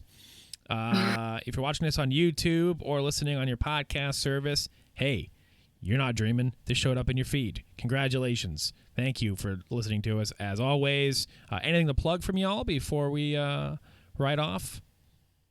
You can check out my Twitch stream at twitch.tv/Lizzie and Abby. Fridays and Saturdays. Yeah, Fridays and Saturdays at the minute, but who knows? So, is there anything else? I felt like there was something else. I have nothing else. I don't know why I thought I was doing something else. Hashtag by Metroid. Bill and I will be resuming the Halo journey at some point. Oh yeah, we played Tell Me Why. Not Tell Me Why. It Takes Two. That was a good game. Oh yeah, dude! Holy shit! Yeah, amazing game. That's all I really. Except for that one level. Yeah. Yeah, we'll be coming back at some point in the next 2 to 3 weeks, maybe. Yeah, keep your eyes peeled for a Halo date. We'll be back starting with Halo 4, our last 2 Halo games before the Infinite Adventure. And yeah, as for me, I have nothing scheduled besides potential Halo with Kinross. So I would just say... And Undertale stream at some point. Hit me up on Twitter, Pepperham. Look out there if anything happens. Yeah. I'm gonna drag Bill into Boja. We'll do some content there. Yes, I would like to stream more 14 with you guys. That Nier stream was great, and it also brought me on to the Nier game. So maybe maybe you'll play 12 again. Yeah, maybe I'll beat it. You know what I mean? Go back and be like, you know what? I did like this. But you don't want that to happen though, because look what happened with Nier. That raid got me into Nier, and then I stopped playing 14 and binged Nier. So that's true. That's true. Yeah. The only reason I stopped, because I was gonna get back into the game hardcore there. I'm like, yeah, nice. We're gonna do more streams, and then I'm like, man, Nier is good, huh? And then I just played Nier nonstop for weeks. And like, Jeff was asking me, like, Bill, where are you? I'm like, oh, I'm playing Nier. I'm like, sorry, man. Oh, you're playing the raid? Sweet. He wants Jeff wants to do that raid though. I'd be down to run that raid again if anybody ever wants to run it again, because that shit was fun as hell. I run those raids like on the weekly, so if you ever want in, just Nice. hit me up. I enjoy them. All I right. enjoy them even more now. But yeah. Bye, everybody. See you in the history, y'all. Look See out you in for the all that history. stuff we're doing. Yeah. Yeah. Enjoy the rest of your weekend. Goodbye. What's left of it? Goodbye. Bye. Bye. Like 2 hours of it. Bye.